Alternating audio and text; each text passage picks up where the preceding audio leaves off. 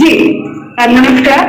जैसा कि आपको ज्ञात है कि कोरोना और हम लोग की यह लगभग 1.25 महीने से लगातार चलती हुई श्रृंखला है, जिसमें आज हम काव्य संध्या में सबसे रूबरू हो रहे हैं और डॉक्टर ओम निश्चल जी के सहयोग से ये कवि गोष्ठी निरंतर सफल हो रही है।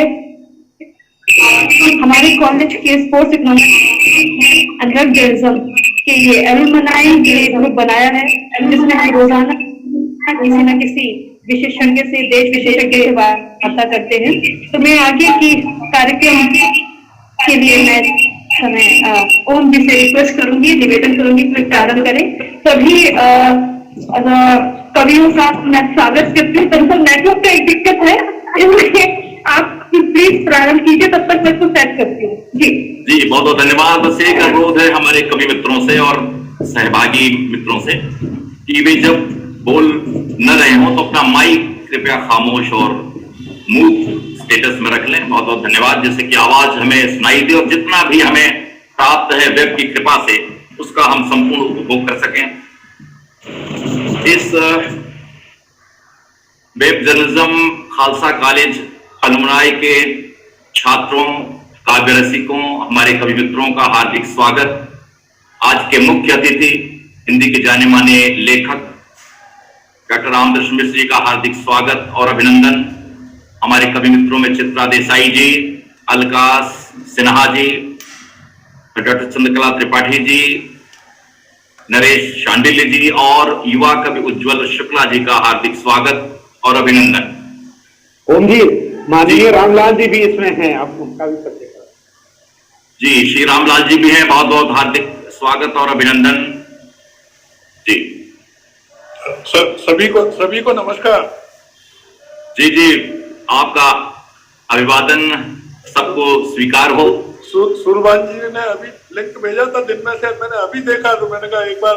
नहीं, बहुत बहुत स्वागत अभिनंदन जी। आप बिल्कुल, आपका जो काव्य रस है उसके लिए हम बहुत नतशिर हैं। देश के वरिष्ठ वकील, अधिवक्ता, वक्ता सब यहाँ पर उपस्थित है, बहुत बहुत स्वागत और अभिनंदन। हम लोग जानते हैं कि यह गोष्ठी इसका ऐतिहासिक स्वरूप इसलिए है कि यूं तो ये कोरोना काल की दुनिया जैसी सिमट गई है और ऑनलाइन में तकनीकी रूप से वो एक दूसरे के सम्मुख होती है, लेकिन जो गोष्ठियों का स्वाद पहले मिला करता था वो जाहिर है कि उतना तो नहीं है, लेकिन यह भी जीने की एक सूरत है। मन के मंदिर में उनकी मूरत है। तो हम इस तरह की गोष्ठियों से अपनी बात एक दूसरे से कह लेते हैं। इसकी ऐतिहासिकता इसलिए भी है कि इस ऑनलाइन गोष्ठी में पिछली 3 गोष्ठियों से शिरकत कर रहे हैं रामकृष्ण मिश्र जी, जो हिंदी के जाने माने साहित्यकार हैं, वह श्रेष्ठ हैं, सभी विधाओं में उनका दखल है और पूरी वैश्विक हिंदी जगत में उनका सम्मान है। वे पीढ़ियों से संवाद कर रहे हैं इस माध्यम से, क्योंकि वे भी लगभग 1.5 साल से अपने कोने में बंद हैं और इस तरह से एक लेखक ऑनलाइन के जरिए अपने कवि मित्रों से मिलता है तो साहित्य की अंतरधारा में वह भी प्रवाहित होता है। प्रवाहित होने का सुख ही साहित्य का सुख है। अब आज की गोष्ठी हम ये जानते हैं कि अनेक श्रेष्ठ कवियों से संपन्न है और एक हमारे बीच युवा कवि भी हैं। ऐसे तो परंपरा यह कहती है कि किसी भी कवि सम्मेलन या कवि गोष्ठी की शुरुआत हम युवा स्वर से करें, लेकिन मैं चाहता हूं कि पहली पायदान पर एक ऐसा वाचिक तत्व और सत्व आपके बीच उपस्थित हो कि आपको लगे कि कवि गोष्ठी अपनी पहली ही पायदान पर एक सशक्त स्वर से संपन्न है। और ऐसे में मेरी निगाह चित्रा देसाई जी की तरफ जाती है, जो पेशे से वकील हैं, रुचि से अभिनय प्रेमी हैं, चित्त से कवयित्री हैं। कुछ देर कविता में जरूर आई अपने व्यवसाय से संबद्ध होने के कारण, लेकिन सरसों से अमलतास और दरारों में हुई धूप के माध्यम से उन्होंने पिछले 5 वर्षों में अपनी अच्छी हैसियत कविता में बनाई है।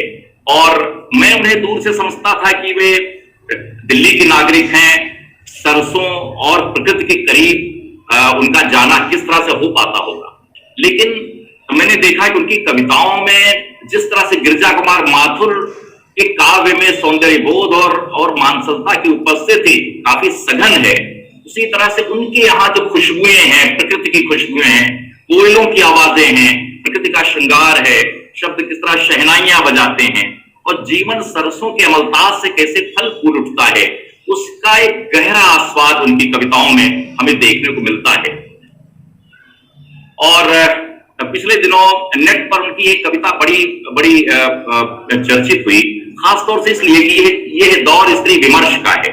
स्त्रियां जिस तरह से साहित्य के क्षेत्र में, अभिव्यक्ति के क्षेत्र में उन्नत और अग्रसर हुई हैं, उनकी अपनी आवाज, उनकी अस्मिता की पहचान भी है और इस अस्मिता की पहचान कराती हुई उनकी पंक्तियां मेरा पीछा करती हैं। उन्होंने एक कविता में लिखा, उसका अंश है कि आजकल मैं मन का करती हूं, हाथों को काफी से और रूह को फैज की नज़मों से सींचती हूं। आजकल मैं मन का करती हूं। और इस कविता का अंत करती हैं वे कि सांझ ढले दूर से ही अपने खेतों को आंखों से सहलाती हूं। मेरे दोस्त कहते हैं आजकल मैं कुछ नहीं करती, क्योंकि आजकल मैं मन का करती हूं। ऐसी मन की कवयित्री जो मुंबई में रहती है, मुंबई में मन को संभालना बड़ा मुश्किल होता है, उसको विचलित करने वाले अनेक उपादान और तत्व वहां सक्रिय होते हैं। फिल्मी नगरी है, उनका फिल्मों से भी नाता है, अभिनय से नाता है। चित्रा देसाई जी यहाँ पर हैं एक खास तरह की कविता के आस्वाद के लिए, और जैसा कि मैंने कहा कि एक सरस, सघन और प्रभावी वाचिक के तौर पर वे यहाँ पर उपस्थित हो रहे हैं। चित्रा देसाई जी का हार्दिक स्वागत उनकी कविताओं के लिए, बहुत बहुत अभिनंदन। चित्रा देसाई जी मुंबई से। बहुत बहुत आभार ओम जी इस तरह के परिचय के लिए। और सबसे पहले मेरा प्रणाम रामदरस मिश्र जी को, जिनकी पंक्तियों से जिन्होंने मुझे जीवन मंत्र दिया है। जहां तुम पहुंचे छलांगे लगाकर, वहां मैं भी आया मगर धीरे धीरे। ये कविता मैंने किसी कविता के मंच से पढ़ी थी और ये एक जीवन मंत्र है, ठहराव देती है। आपाधापी की जरूरत नहीं है, जो आपका है, जो आपका अधिकार है, वो आपके पास आएगा। तो कितनी सारी ऐसी पंक्तियां हैं, आज उनके सानिध्य में मैं कविता पढ़ पा रही हूँ। ये मेरे शब्दों का सम्मान है, कविताओं का सम्मान है। तो आज की जो कविताएं हैं मिश्र जी को समर्पित। स्वागत स्वागत। सबसे पहले क्योंकि बात धरती और आकाश की करते हैं और यहाँ वाराणसी की बात हो रही थी, तो एक छोटा सा एक मुक्तक है जो कि वाराणसी में रहते हुए मैंने वहां के आकाश पर छोटी छोटी कविताएं होती हैं, आप जानते हो जी, लघु कविताएं। जी। आकाश। बहुत अच्छा, स्वागत। यहाँ ना आदि है ना अंत, यहाँ ना आदि है ना अंत, ना परिधि ना आकार, ना सूक्ष्म न वृहत। शिव के कंठ सा नीला है आकाश, धरती का सारा विष पीकर कितना ऊंचा उठ गया आकाश। शिव के कंठ सा नीला है आकाश। ये वाराणसी का आसमान था। और इसके बाद धरती पर आते हैं। कभी सोचा है धरती अगर सन्यासी हो जाए तो कैसा? कभी सोचा है धरती अगर सन्यासी हो जाए तो कैसा हो? बीज रोपे पेड़ ना दे, कुदाली से खोदे पानी न दे, बादल न बने, समुद्र न बने, इसके भीतर का महासागर और देह का जंगल इसके भीतर भी सिमट जाए तो कैसा? क्या बात। ये सोचते ही मैं सुन्न होने लगती हूँ। ये सोचते ही मैं सुन्न होने लगती हूँ। पाँव के नीचे से अंजुरी भर मिट्टी आंखों से लगा लेती हूँ। कहते हैं आत्मीय स्पर्श किसी को सन्यासी नहीं होने देता। कभी सोचा है सन्यासी हो जाए तो कैसा? बहुत अच्छा, बहुत अच्छी कल्पना है आपकी। एक और एक मुक्तक है धरती के ही ऊपर, क्योंकि आपने कहा कि मैं अदालत में रहती हूँ और खेत से हूँ, तो एक 5 पंक्तियां। ये धरती न्याय के लिए आसमान से गुहार लगाती। क्या बात, फिर से ये धरती न्याय के लिए आसमान से गुहार लगाती है और बादल आंखों पर पट्टी बांध बरसता है किसी न्यायाधीश सा। क्या बात है, अरे वाह वाह वाह, क्या बात। क्योंकि तब खेतों पे आपने देखा होगा, तब बारिश हो जाती है तो क्या होता है, तो बिल्कुल न्यायाधीश सा ही लगता है। और हम क्योंकि शब्दों से अपनी बात, अपना वक्तव्य शब्दों से ही, कविताओं से ही देते हैं, एक छोटी सी लघु कविता, शब्दघोष। अयोध्या में नहीं हुआ युद्ध। अयोध्या, अयोध्या में नहीं हुआ युद्ध, शब्दों ने दिया वनवास। सुन हो गई उर्मिला, हंसी मंथरा, पत्थर हुई कौशल्या, स्तब्ध पूरी न। पलट गई राज व्यवस्था, न तलवार न कटार। शब्दों की हिंसा असहनीय होती है। अयोध्या में नहीं हुआ युद्ध, शब्दों ने पलट दी राजव्यवस्था। बहुत अच्छा, बहुत खूब, बहुत ही सांकेतिक और बहुत ही मर्मभेदी। और एक कविता, क्योंकि आपने गांव की बात की है और मिश्र जी उत्तम नगर रहते हैं, मैं नजफगढ़ से हूं, उसके पास ही मेरा गांव है छपीकरा, तो ये बार बार मैं वहीं पीछे लौटती हूँ और कैसे गांव हमें संभालता है, हमारी परवरिश, हमारी सोच, जो हम वहां से सीखते हैं। कार्तिक महीने में कुएं की मुंडेर पर बैठ सुबह का तारा देखते हुए मैंने अनगिनत कथाएं सुनी। कार्तिक महीने में कुएं की मुंडेर पर बैठ सुबह का तारा देखते हुए मैंने अनगिनत कथाएं सुनी हैं। फागुन में मैंने रिश्तों को गुलाल लगाते रंगे हाथों पकड़ा है बहुत बार। बैसाख में गेहूं की बाल तोड़ते सूरज से तपती धरती को चटकते देखा कितनी बार।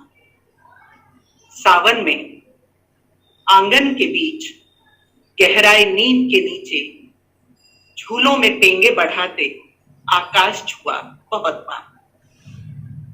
छोटी उम्र के अनुभव मुझे आज भी आश्वस्त करते, छोटी उम्र के अनुभव मुझे आज भी आश्वस्त करते हैं कि जेठ की तपती लू में ज्यादा दिन नहीं तपेंगे, क्योंकि इसके तुरंत बाद सावन बरसते हैं। छोटी उम्र के अनुभव मुझे आज भी आश्वस्त करते हैं।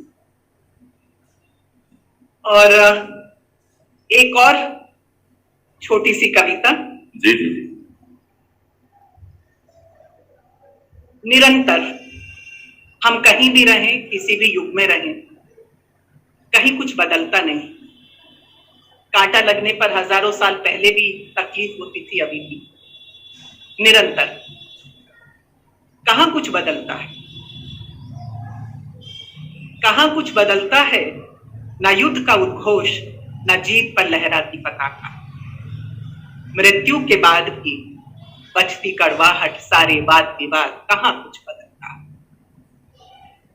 पतझड़ में सूखी पत्तियों का ढेर, आंधी में उखड़ते वृक्ष, फूल पर शहद की उपस्थिति और धतूरे में जहर, कहां कुछ बदलता।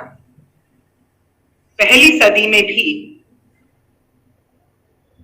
राजा के आने पर लौटती थी रानी की हंसी, आज भी जाते देख हिचक उठता है गले का तर। सीता के स्वयंवर में चिंतित बैठा जनक, क्यों नहीं टूटता धनुष। गांव की देहरी पर अटकी सांस, क्यों नहीं आई अभी तक बारात। कहां कुछ बदलता।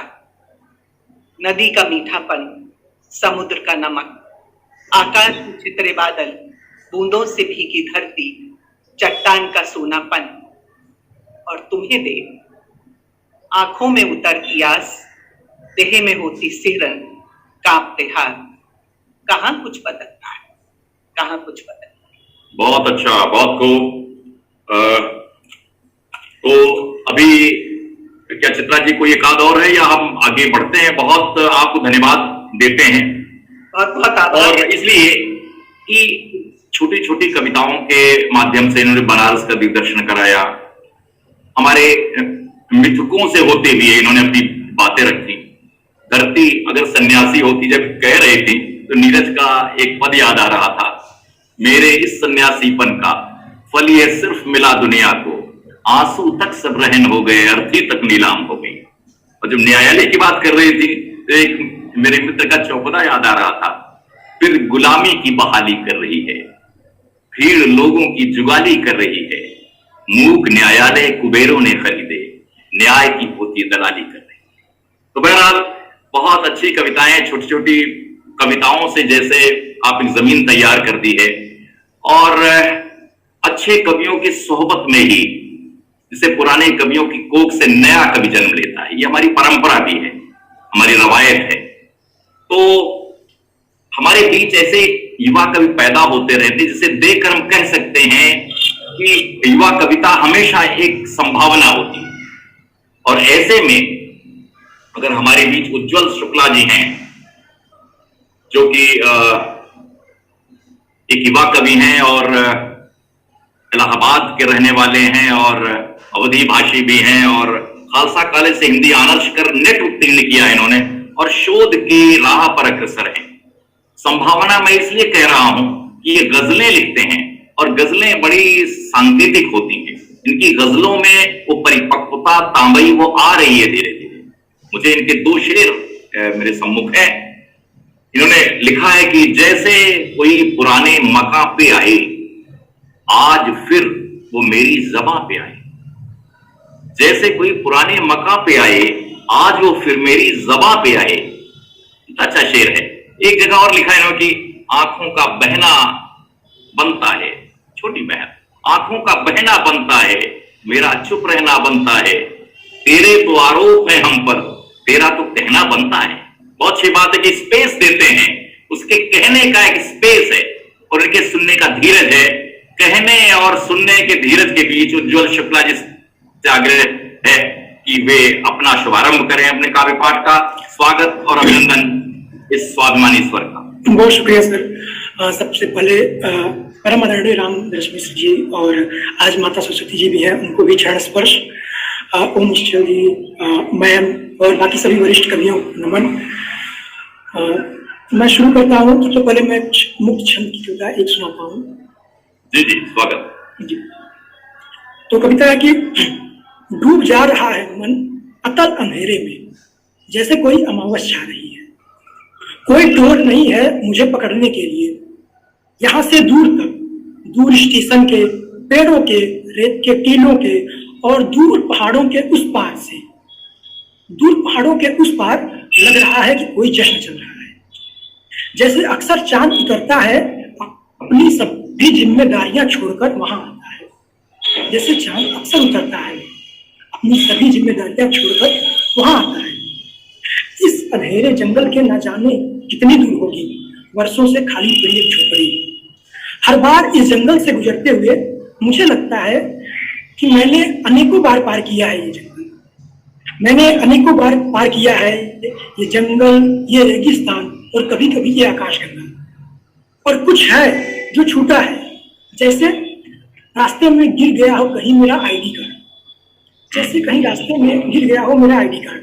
मैं जो 2 पैरों 2 हाथों या कुछ नहीं तो एक धड़कता दिल रखता हूँ, खो चुका हूँ अपना आईडी कार्ड।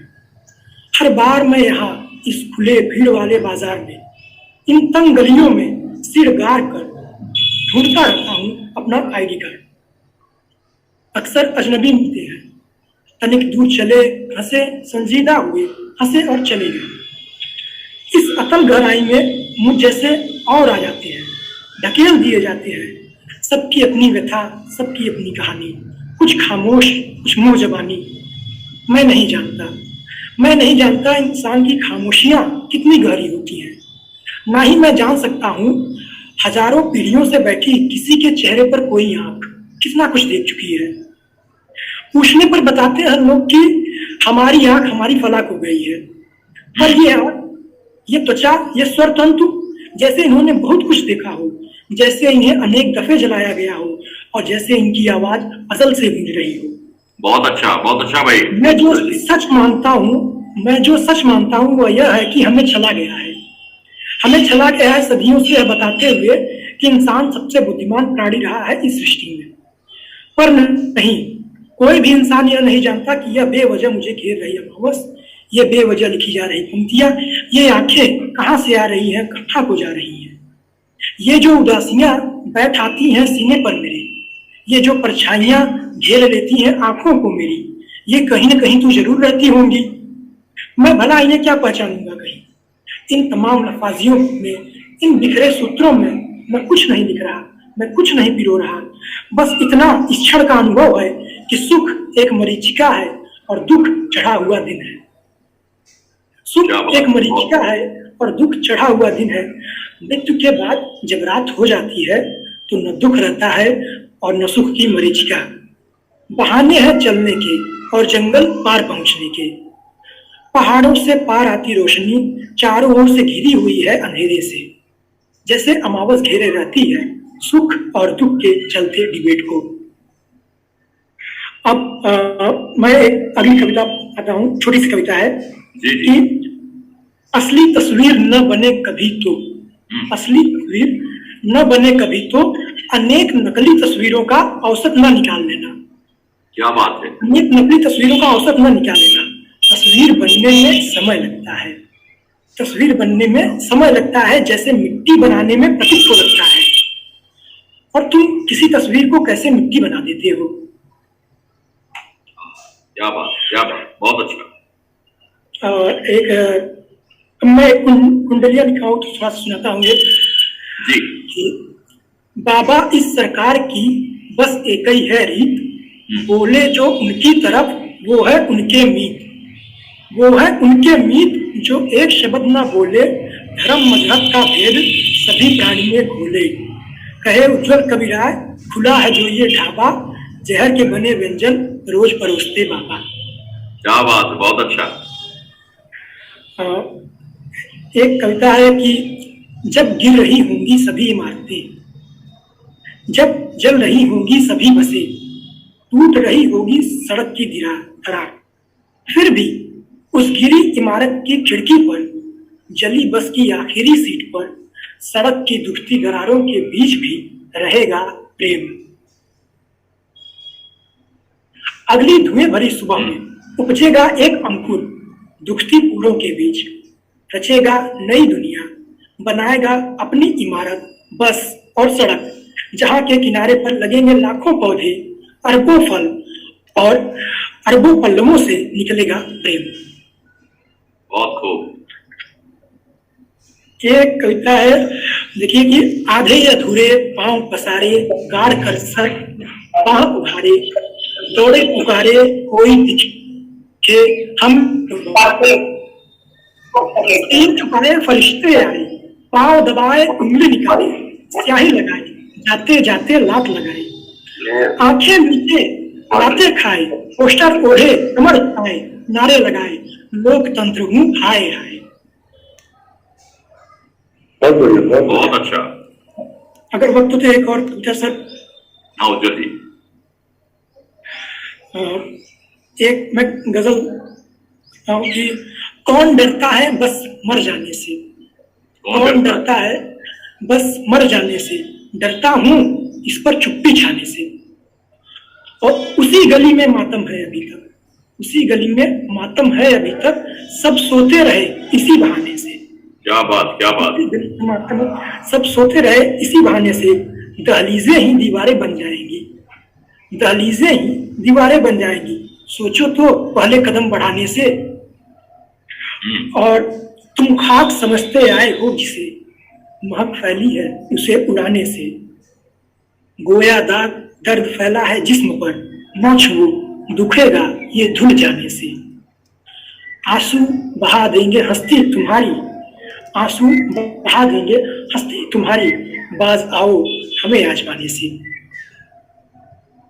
बहुत अच्छा, बहुत अच्छा जी। बहुत बहुत धन्यवाद उज्जवल जी।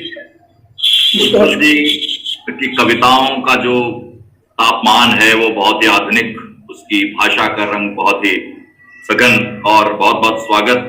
उनकी गजलों का भी जो मिजाज है बहुत ही आधुनिक है, बहुत ताजा तरीन है, बहुत स्वागत। लंबी उड़ान है उनकी। इस बीच डॉक्टर प्रेमचंद मेजे जी ने ज्वाइन किया है, बहुत बहुत स्वागत, अभिनंदन। हमारे समय के मशहूर व्यंग्य लेखक और हिंदी के जाने माने समर्थक, बहुत स्वागत।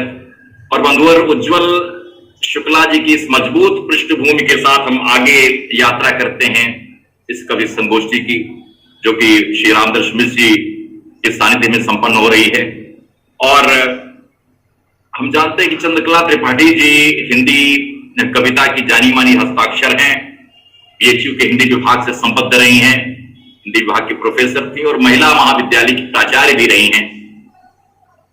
अज्ञे के साहित्य की गहरी अध्येता है, बसंत के चुपचाप गुजर जाने पर और शायद किसी दिन, उनके दो बहुत ही चर्चित कविता संग्रह हैं।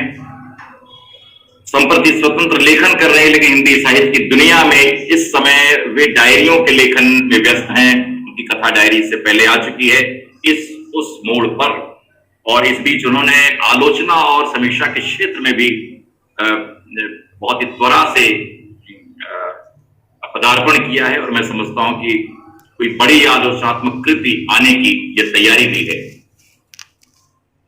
उन्हें प्रस्तुत करते हुए मुझे कुछ पंक्तियां याद आ रही हैं।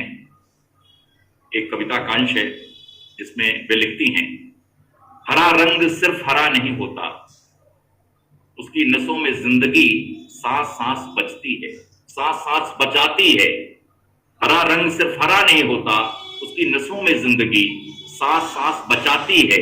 एक रंग में कई रंगों का हुनर, उसकी कोख में भविष्य की करवटें हैं तमाम। उसे पता है पुराने को नया करना और नए में पुरानी संभाल।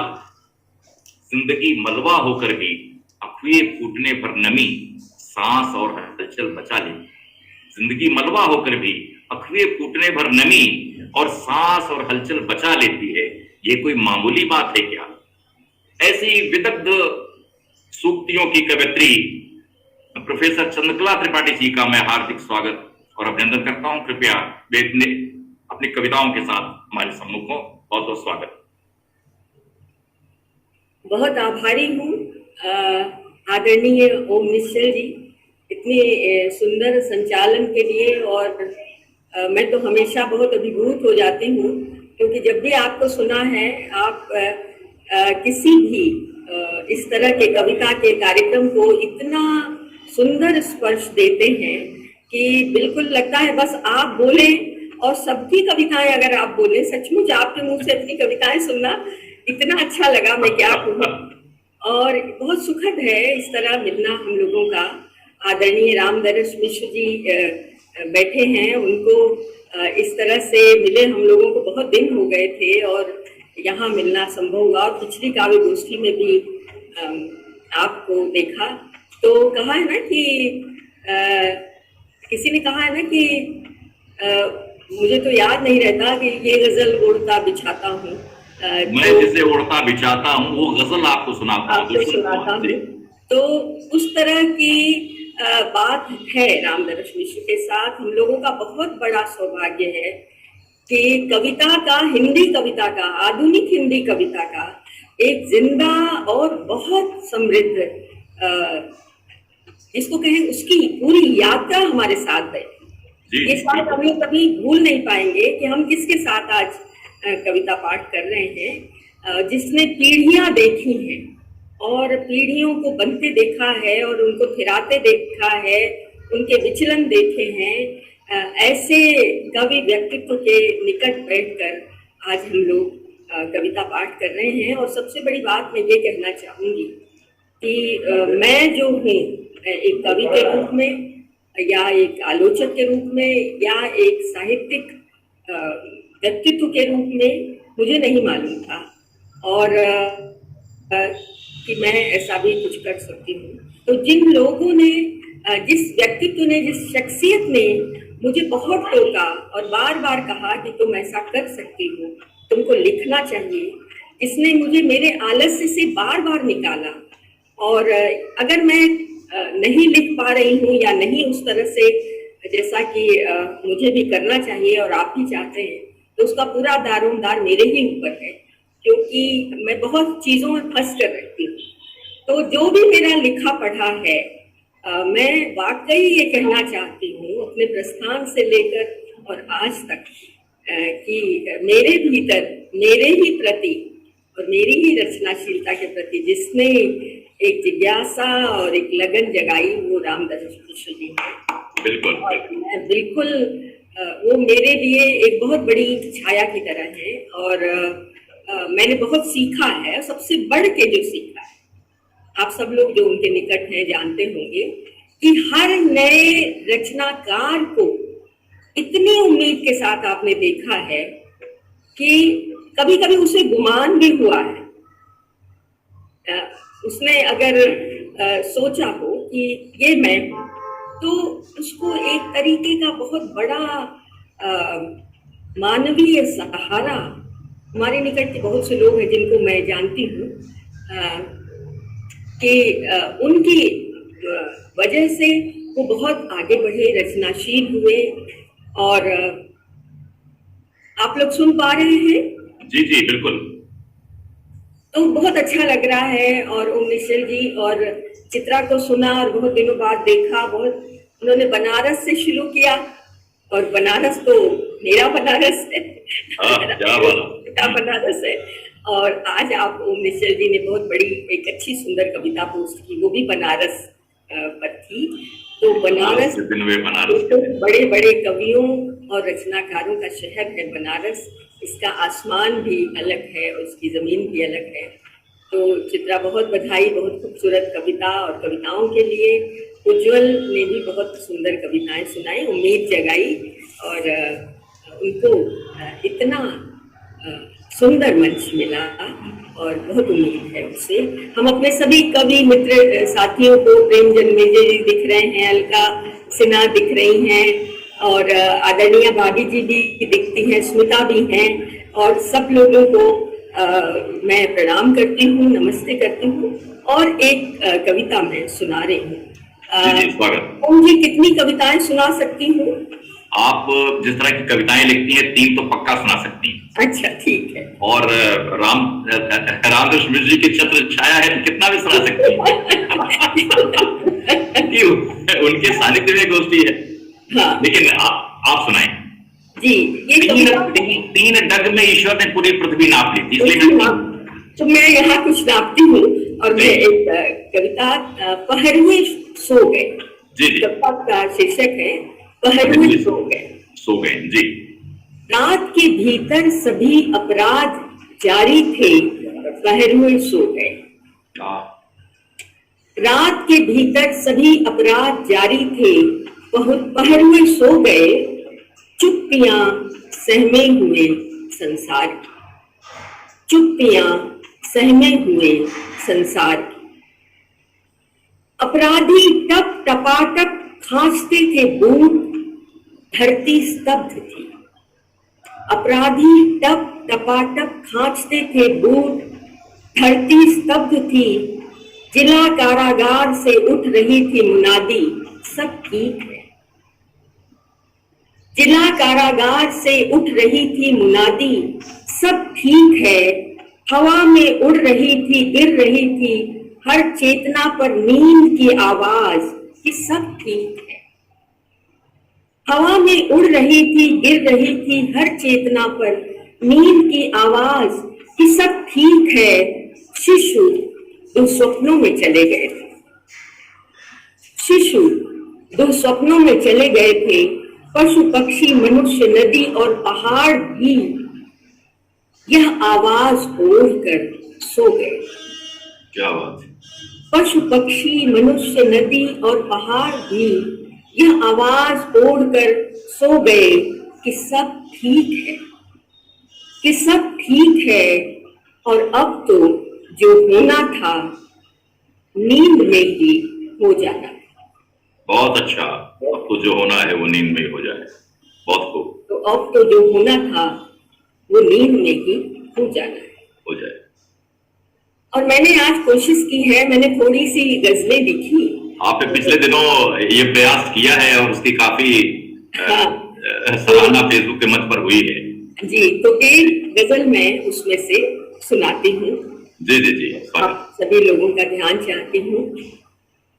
पक्षियों में उड़ान बाकी है, पक्षियों में उड़ान बाकी है, मत रुको आसमान बाकी है। क्या बात, मत रुको आसमान बाकी, बहुत अच्छा। पक्षियों में उड़ान बाकी है, मत रुको आसमान बाकी है। रास्ते जो कहीं नहीं जाते, रास्ते जो कहीं नहीं जाते, रास्ते जो कहीं नहीं जाते, उनकी नस में थकान बाकी।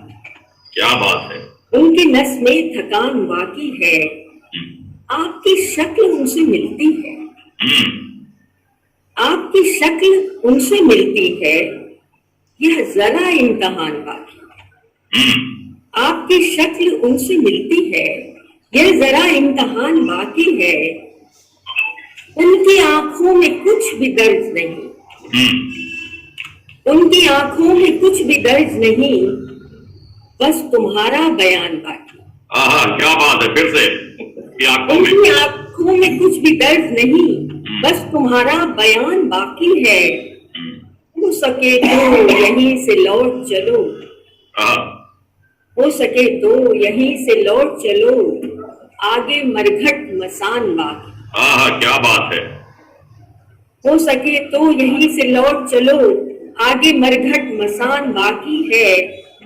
दर्द कोई नहीं खरीदेगा, क्या दर्द कोई खरीदेगा, दर्द कोई नहीं खरीदेगा, क्यों तुम्हारी दुकान बाकी है। दर्द कोई नहीं खरीदेगा, बहुत अच्छी कहना है, वाह वाह, तुम्हारी दुकान बाकी है। अच्छा है, तो मुझे अच्छा लगा। बहुत बढ़िया गजल पढ़ी, बहुत बढ़िया गजल पढ़ी। बहुत धन्यवाद, बहुत धन्यवाद। ये शिफ्ट आपका बहुत अच्छा, और कविता में शैलियों का कोई फर्क नहीं पड़ता। जी जी। चौपाई लिखकर भी तुलसीदास कवि थे, इसलिए इसमें शर्म की कोई बात नहीं। आप गजलें लिखिए और कवि बने रहिए। जी। और कोरोना ने हम लोगों को के बीच में जो दूरियां बनाई हैं, उनमें एक दूरी स्पर्श की है। और स्पर्श केवल स्पर्श नहीं होता था। तो ये मैंने महसूस किया और एक कविता लिखी। जी जी, स्वागत। स्पर्श में बहुत कुछ बचता था, स्पर्श में बहुत कुछ बचता था जो वह सिर्फ त्वचा तक नहीं था। स्पर्श में बहुत कुछ बचता था जो वह सिर्फ त्वचा तक नहीं था। उस नरमी की और उस लहर की याद टिकी रह गई जो न जाने किस जन्म की लगती थी। बहुत अच्छा, बहुत अच्छा। उस नरमी में उस लहर की याद टिकी रह गई जो न जाने किस जन्म की लगती थी। सिर्फ छूना तो नहीं था यह कभी, सिर्फ छूना तो नहीं था यह कभी, भरोसा था। सिर्फ छूना तो नहीं था यह कभी, भरोसा था। बोलने से बचा रह गया जो वह भी तो था, बोलने से बचा रह गया जो वह भी तो था। देखे बिना कह देने की चतुराई नहीं था क्या, देखे बिना कह देने की चतुराई नहीं था क्या। किसी रेशम का छू जाना वह जो कभी भी त्वचा तक नहीं रुका। किसी रेशम का छू जाना वह जो कभी भी सिर्फ त्वचा तक नहीं रुका। शिराओं में बहते हुए कलेजे तक गया है वह, शिराओं में बहते हुए कलेजे तक गया है वह, और कहा है उसने। शिराओं में बहते हुए कलेजे तक गया है वह, और कहा है उसने, मैं हूं, मैं तो हूं। इसलिए अभी जो रुका है ना, न जाने कब तक के लिए रुका है जो। इसलिए अभी जो रुका है ना, न जाने कब तक के लिए रुका है वह स्पर्श जिसे एक भरी पूरी दुनिया की आदत थी। वह स्पर्श जिसे एक भरी पूरी दुनिया की आदत थी, जिसने हराया परायेपन को अब तक, जिसने हराया परायेपन को अब तक। वह जिसे अब किसी हरारत में रुकने की इजाजत नहीं। वह जिसे अब किसी हरारत में रुकने की इजाजत नहीं है। पता नहीं क्या हो अब, पता नहीं क्या हो अब, क्या पता कि सिर्फ यह स्पर्श की विदाई न हो। क्या बात, बहुत अच्छा, बहुत क्या अच्छा। पता कि यह सिर्फ स्पर्श की विदाई न हो। बहुत बहुत धन्यवाद। बहुत ही छू लेने वाली ये रचनाओं के साथ स्पर्श की विदाई कहते ही मुझे स्वर्ग से विदाई गोरख पांडे का संग्रह याद आ रहा है। तो ये जो दौर है जिसमें स्पर्श से वंचित सुखों के हम सहभागी रह गए हैं, उन वंचितों में है, तो मुझे लगता है कि इस दौर को बहुत अच्छी तरह से व्यक्त किया है। खासतौर से इनकी कविताओं को तो मैं मुरीद हुई, लेकिन गजलों में जो शिफ्ट है जिसमें कहती कि उसकी आंखों में दर्द कुछ भी नहीं, बस तुम्हारा बयान बाकी है, हो सके तो यहीं से लौट चलो, आगे मरघट मसान बाकी। ये एक चेतावनी भी है और एक कवि धर्म भी है। बहुत ही अच्छी तरह से उसका निर्वाह किया है प्रोफेसर चंद्रकला त्रिपाठी जी ने। और बनारस में जो कविता का स्पंदन है जो उभर रहा है, जिसमें प्रोफेसर चंद्रकला त्रिपाठी जी हैं, इससे पहले अभी नीदरलैंड में रह रही पुष्पिता अवस्थी जी हैं, रचना शर्मा यहाँ उपस्थित हैं, प्रोफेसर मंजुला चतुर्वेदी यहाँ उपस्थित हैं और वहां मंजुला रतन है। कई नए स्वर वहां पर उपस्थित हो रहे हैं और बनारस एक तरह से स्त्री जागरण का एक नया मंच बन रहा है। वो कवियों की पृष्ठभूमि और जन्मभूमि तो है ही, लेकिन स्त्रियों के नव जागरण का एक ऐसा मंच बन रहा है। इसलिए बनारस के साथ साथ चंद्रकला जी का एक बार पुनः स्वागत, अभिनंदन, आभार और धन्यवाद। और अब ये वो समय है कि जिसमें थोड़े से मुझे लगता है कि कुछ स्वर और झनकार थोड़ा और तेज हो। और मैं समझता हूं कि अगर जब हिंदी गजल की चर्चा होगी, हिंदी में दोहों की चर्चा होगी, अन्य शैलियों की चर्चा होगी, तो खासतौर से दिल्ली में ऐसे नाम बहुत कम हैं और उन कम नामों में से नरेश शांडिल्य जी का नाम आता है, जो जाने माने गजलकार हैं, जाने माने दोहाकार हैं। इन दो विभिन्न काव्य शैलियों में वे जितने निष्णात हैं, ऐसे निष्णात लोगों को मैंने बहुत कम देखा है कविता के मंचों पर। और आकाशवाणी, दूरदर्शन, अनेक चैनलों, देश विदेश की हिंदी संगोष्ठियों में वे हिस्सेदारी करते रहे हैं। वे बैंक अधिकारी रहे हैं, हमारी तरह जाने माने रंगकर्मी रहे हैं। उनके बारे में सुना है कि 20 नाटक में उन्होंने सहभाग किया है, अभिनय किया है। तो ये अभिनय मर्मज्ञ भी हैं। उनका कविता संग्रह था टुकड़ा टुकड़ा जिंदगी, गजल के उनके 2 संग्रह थे, इसमें मैं सदियों की प्यास, ये तो बहुत सी गजल खुद में है, अपनी तलाश में। इसके अलावा कुछ पानी कुछ आग, इनके दोहों का संग्रह है, दूसरे दोहों का संग्रह है, कर जब हंसता है। तो इस तरह से अनेक पुरस्कार, जिसमें भवानी मिश्र पुरस्कार, हिंदी अकेडमी का साहित्यिक कृति पुरस्कार, अनेक पुरस्कारों से सम्मानित नरेश शांडिल्य जी जब मंच पर होते हैं तो बिना कविता पाठ में गायन का समावेश किए हुए भी वे मन को खींच लेते हैं। जैसे उनका एक दोहा मुझे याद है कि छोटा हूं तो क्या हुआ, यद्यपि वे इसे सुना सकते हैं और सुनाएंगे भी। छोटा हूं तो क्या हुआ, जैसे आंसू एक, सागर जैसा स्वाद है, तू चख कर तो देख। जागा लाखों करवटे, भीगा अश्क हजार, तब जाकर मैंने किए कागज काले चार। राही जी के शिष्य हैं, उसको दूसरे लफ्जों में किस तरह से कहते हैं आप देखिए, तू पत्थर की ऐंठ है, मैं पानी की लोच, तेरी अपनी सोच है, मेरी अपनी सोच। इस तरह से जो गजल में तथ्य का जो नया अंदाजे बयां है, जो आपको उबरे नहीं देता, जो केवल उपदेश नहीं देता, बल्कि जीवन के सत्य को, उसकी दार्शनिकता को बहुत सरल अंदाज में, सरल धागों में पिरो देता है। ऐसे नरेश शांडिल्य जी हमारे बीच हैं। मैं ये नहीं कहना चाहता हूं कि वे क्या क्या नहीं लिखते हैं, लेकिन जो लिखते हैं उसमें गजल और दोहे दोनों का स्वाद हम इनसे पाने की अभिलाषा रखते हैं। बहुत बहुत स्वागत, अभिनंदन नरेश शांडिल्य जी का इस मंच पर। बहुत बहुत आपका आभार ओम मिश्र जी, आपने इतने सुंदर तरीके से परिचय दिया है, सभी का दिया है। और मैं आज सबसे पहले तो आदरणीय नरेश श्रद्धेय रामदरश मिश्र जी और माताजी सरस्वती जी के चरणों में निवेदन करता हूँ अपना काव्य पाठ किए। उनके सानिध्य में आज ये जो अवसर मिल रहा है, हालांकि मैं तो उनका पड़ोसी ही हूँ और जब कोरोना काल नहीं चल रहा था तो बहुत आया जाया करता था उनके घर पे। रामदरस जी ने मुझे बताया कि आपको हम इस मंच से जोड़ेंगे और ओम मिश्र जी शायद आपसे संपर्क करेंगे। ओम मिश्र जी ने आपसे संपर्क किया, मुझे तो बहुत अच्छा लगा और मुझे बहुत अच्छा लगा कि एक अच्छे कवियों का जो चयन करके आपने इस गोष्ठी को संभाला है। प्रेम जन्मे जी को देख रहा हूँ, आदरणीय प्रेम जन्मे जी का मैं बहुत बड़ा फैन हूँ। यदि उनके व्यंगों का, उनकी पत्रिका सर्वश्रेष्ठ पत्रिकाओं में से एक है व्यंग की। चित्रा जी को आज रूबरू देख रहा हूँ, मतलब ऑनलाइन माध्यम से। चंद्रकला त्रिपाठी जी बहुत अच्छी करते हैं सुनाई।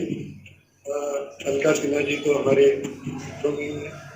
वेद मित्र जी जुड़े हुए हैं इस मंच से। वेद मित्र जी बहुत अच्छे गजलकार हैं। उनकी किताब पर भी मुझे छोटा मोटा समीक्षक मैं भी अपने आप को समझता हूँ तो उनकी किताब पर मैंने भी समीक्षा लिखी थी और समीक्षाएं मैंने काफ़ी लिखी।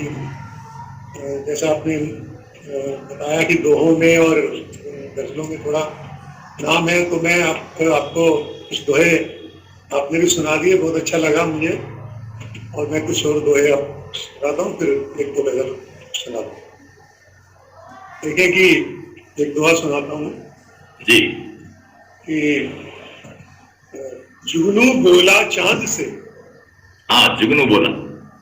जुगनू बोला चांद से, उलझनों बेकार। हाँ, मतलब मेरे से उलझ मत।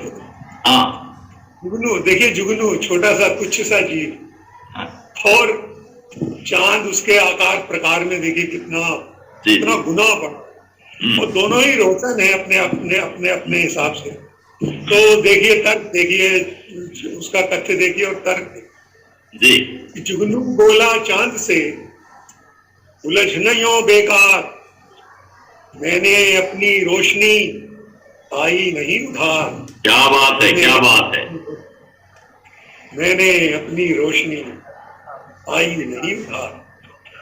तो अपनी रोशनी हो, अपना अर्जित किया हुआ ज्ञान हो, चाहे वो छोटा सा हो, आपका मकान हो चाहे वो बहुत छोटा सा हो, वही आपको सुख देगा। वही आपको खैरात में मिली हुई चीजें कभी सुख नहीं दे सकती।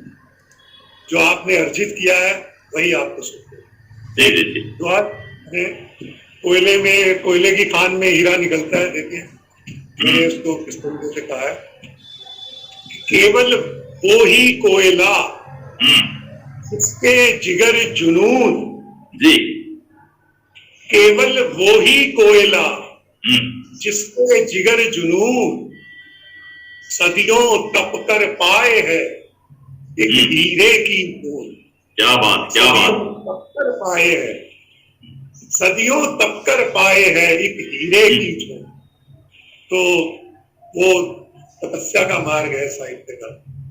और स्वाभिमान कवियों का गहना होता है, होना चाहिए। जी, तो आप स्वाभिमान के दो तीन दोहे मैं सुनाता हूँ कि ये सोना चांदी हटा मुझे न इनसे तोल। ये सोना चांदी हटा मुझे न इनसे तोल। है चुटकी भर प्यार तो ले ले मुझको मोल। है चुटकी भर प्यार तो ले ले मुझको मोल। और सोने चांदी से मढ़ी रख अपनी ठकुरार। सोने चांदी से मढ़ी रख अपनी ठकुरार। मेरे देवी देवता कागज कलम दवार। क्या बात है, मेरे देवी देवता कागज कलम दवार। बहुत अच्छा, बहुत शुक्रिया। एक और देखिए, स्वाभिमान को आप हुकूमत से, सल्तनत से कोई स्वाभिमान दिखा नहीं सकता। कोई सल्तनत, कोई हुक्मरान कवि के, लेखक के स्वाभिमान को नहीं दिखा सकता। मैंने एक दुआ कहा, जी जी, हम कबीर के वंशज हैं, तो कबीर के वंशज हैं तो कबीर की तेवर में मैंने दुआ कहा है कि बेशक होगा शाह वो, मैं अलमस्त फकीर, बेशक होगा शाह वो, मैं अलमस्त फकीर, उसका पीर कुबेर है, मेरा पीर कबीर। उसका पीर कुबेर है, मेरा पीर कबीर। बहुत अच्छा। और देखिए, स्वाभिमान को आप भगवान के दरबार में भी बचा सकते हैं। मैं मतलब दोबारा इसको रेखांकित करना चाहता हूँ। भगवान के दरबार में भी आप स्वाभिमान बचा सकते हैं। वो मैंने एक प्रयास किया है दोहे में कहने का। जी स्वागत। दोहा सुने। ये दोहा लिखकर मुझे जो सुख प्राप्त हुआ था वो मैं चाहता हूं कुछ संप्रेषित हो जाए। कि आप भगवान के दरबार में खड़े हैं और बोल रहे हैं कि जो भी रख इस हाथ पर, रख इज्जत के साथ। क्या भगवान से कह रहे हैं कि जो भी रख इस हाथ पर, रख इज्जत के साथ, वरना लौटा दे खुदा मुझको खाली हाथ। खाली हाथ, क्या बात, बहुत अच्छा। वरना लौटा दे खुदा मुझको खाली हाथ। तो आप भगवान के दरबार में अपने स्वाभिमान को बचाए रख सकते हैं। और मैं अब गजल की तरफ आता हूँ। जी। गजल दोहे का तेवर एक अलग है, गजल का एक अलग मिजाज है। और देखें, गजल मैंने लिखी है। कोरोना में देखिए सब इतने त्रस्त रहे, तो एक उसी संवेदना की गजल है। आप देखें, संवेदना से जुड़िए। एक पथराई नदी है और मैं हूं। एक पथराई नदी है और मैं हूं।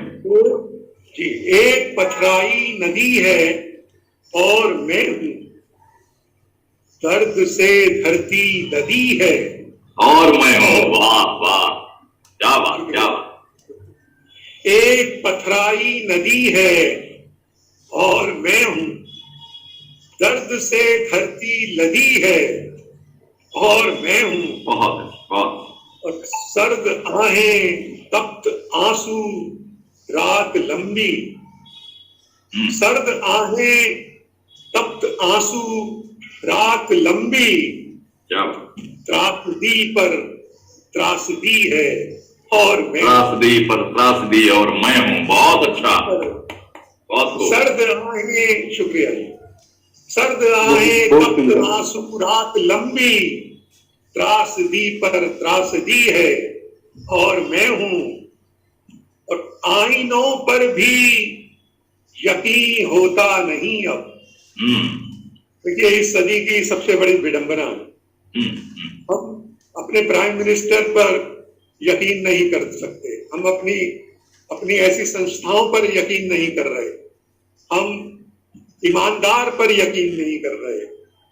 हम शरीफ पर, आदमी पर यकीन नहीं कर रहे। बेईमानों पर तो कोई यकीन करेगा ही नहीं। आप शेर सुनिए जी।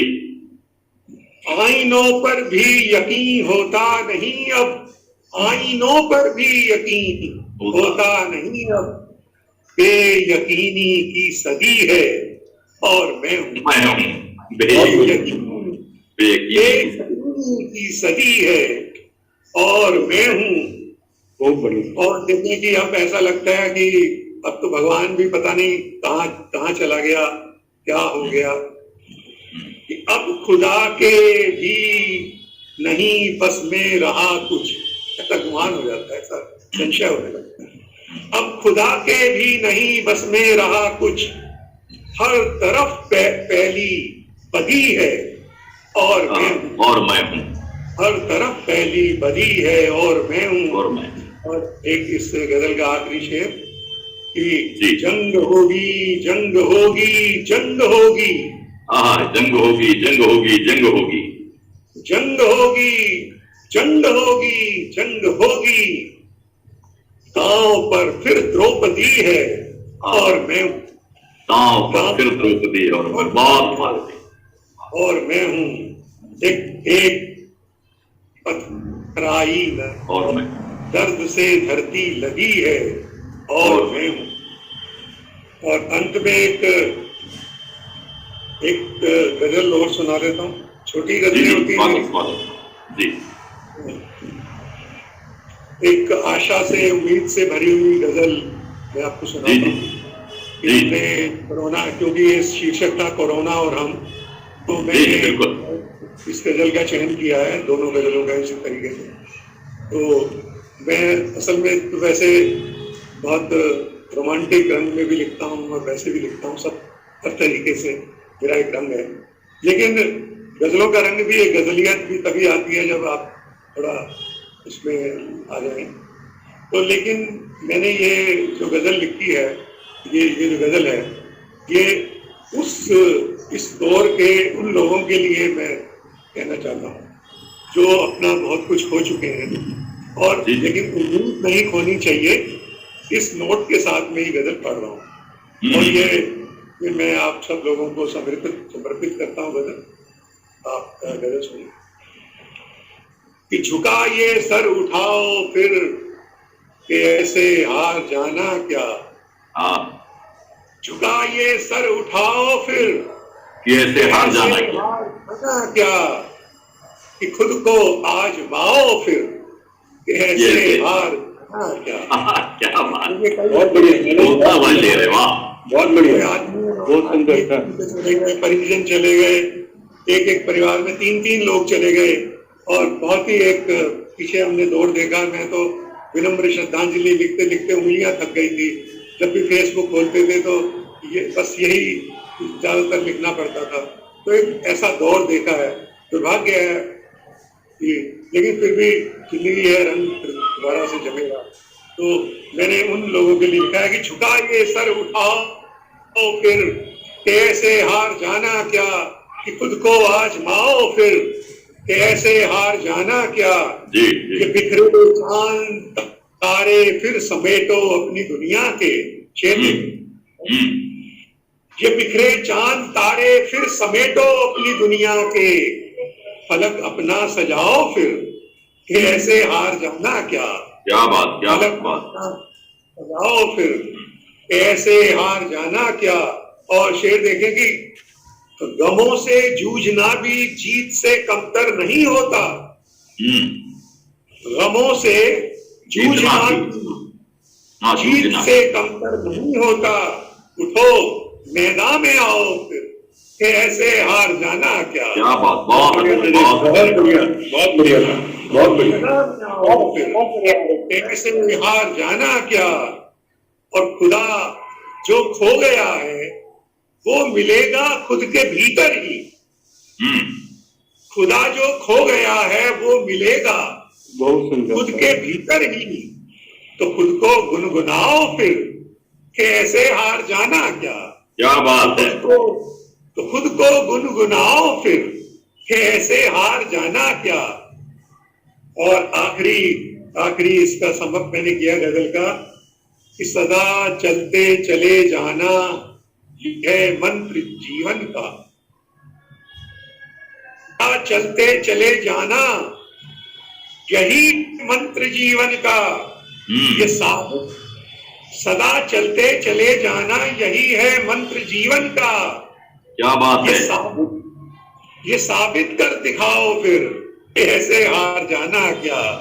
ये साबित कर दिखाओ फिर ऐसे हार जाना क्या। झुका कर उठाओ फिर ऐसे हार जाना क्या। खुद को आजमाओ फिर ऐसे हार जाना क्या।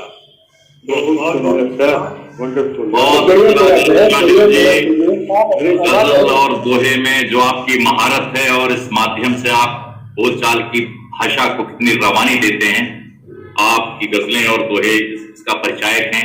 समय अगर हमारी पग बाधा ना हो तो हम आपको सुनते रहें, ऐसी अभिलाषा होती है। क्या शेर पढ़ा आपने कि खुदा जो खो गया है वो मिलेगा खुद के भीतर ही। तो खुद को गुनगुनाओ फिर कि ऐसे हार जाना क्या।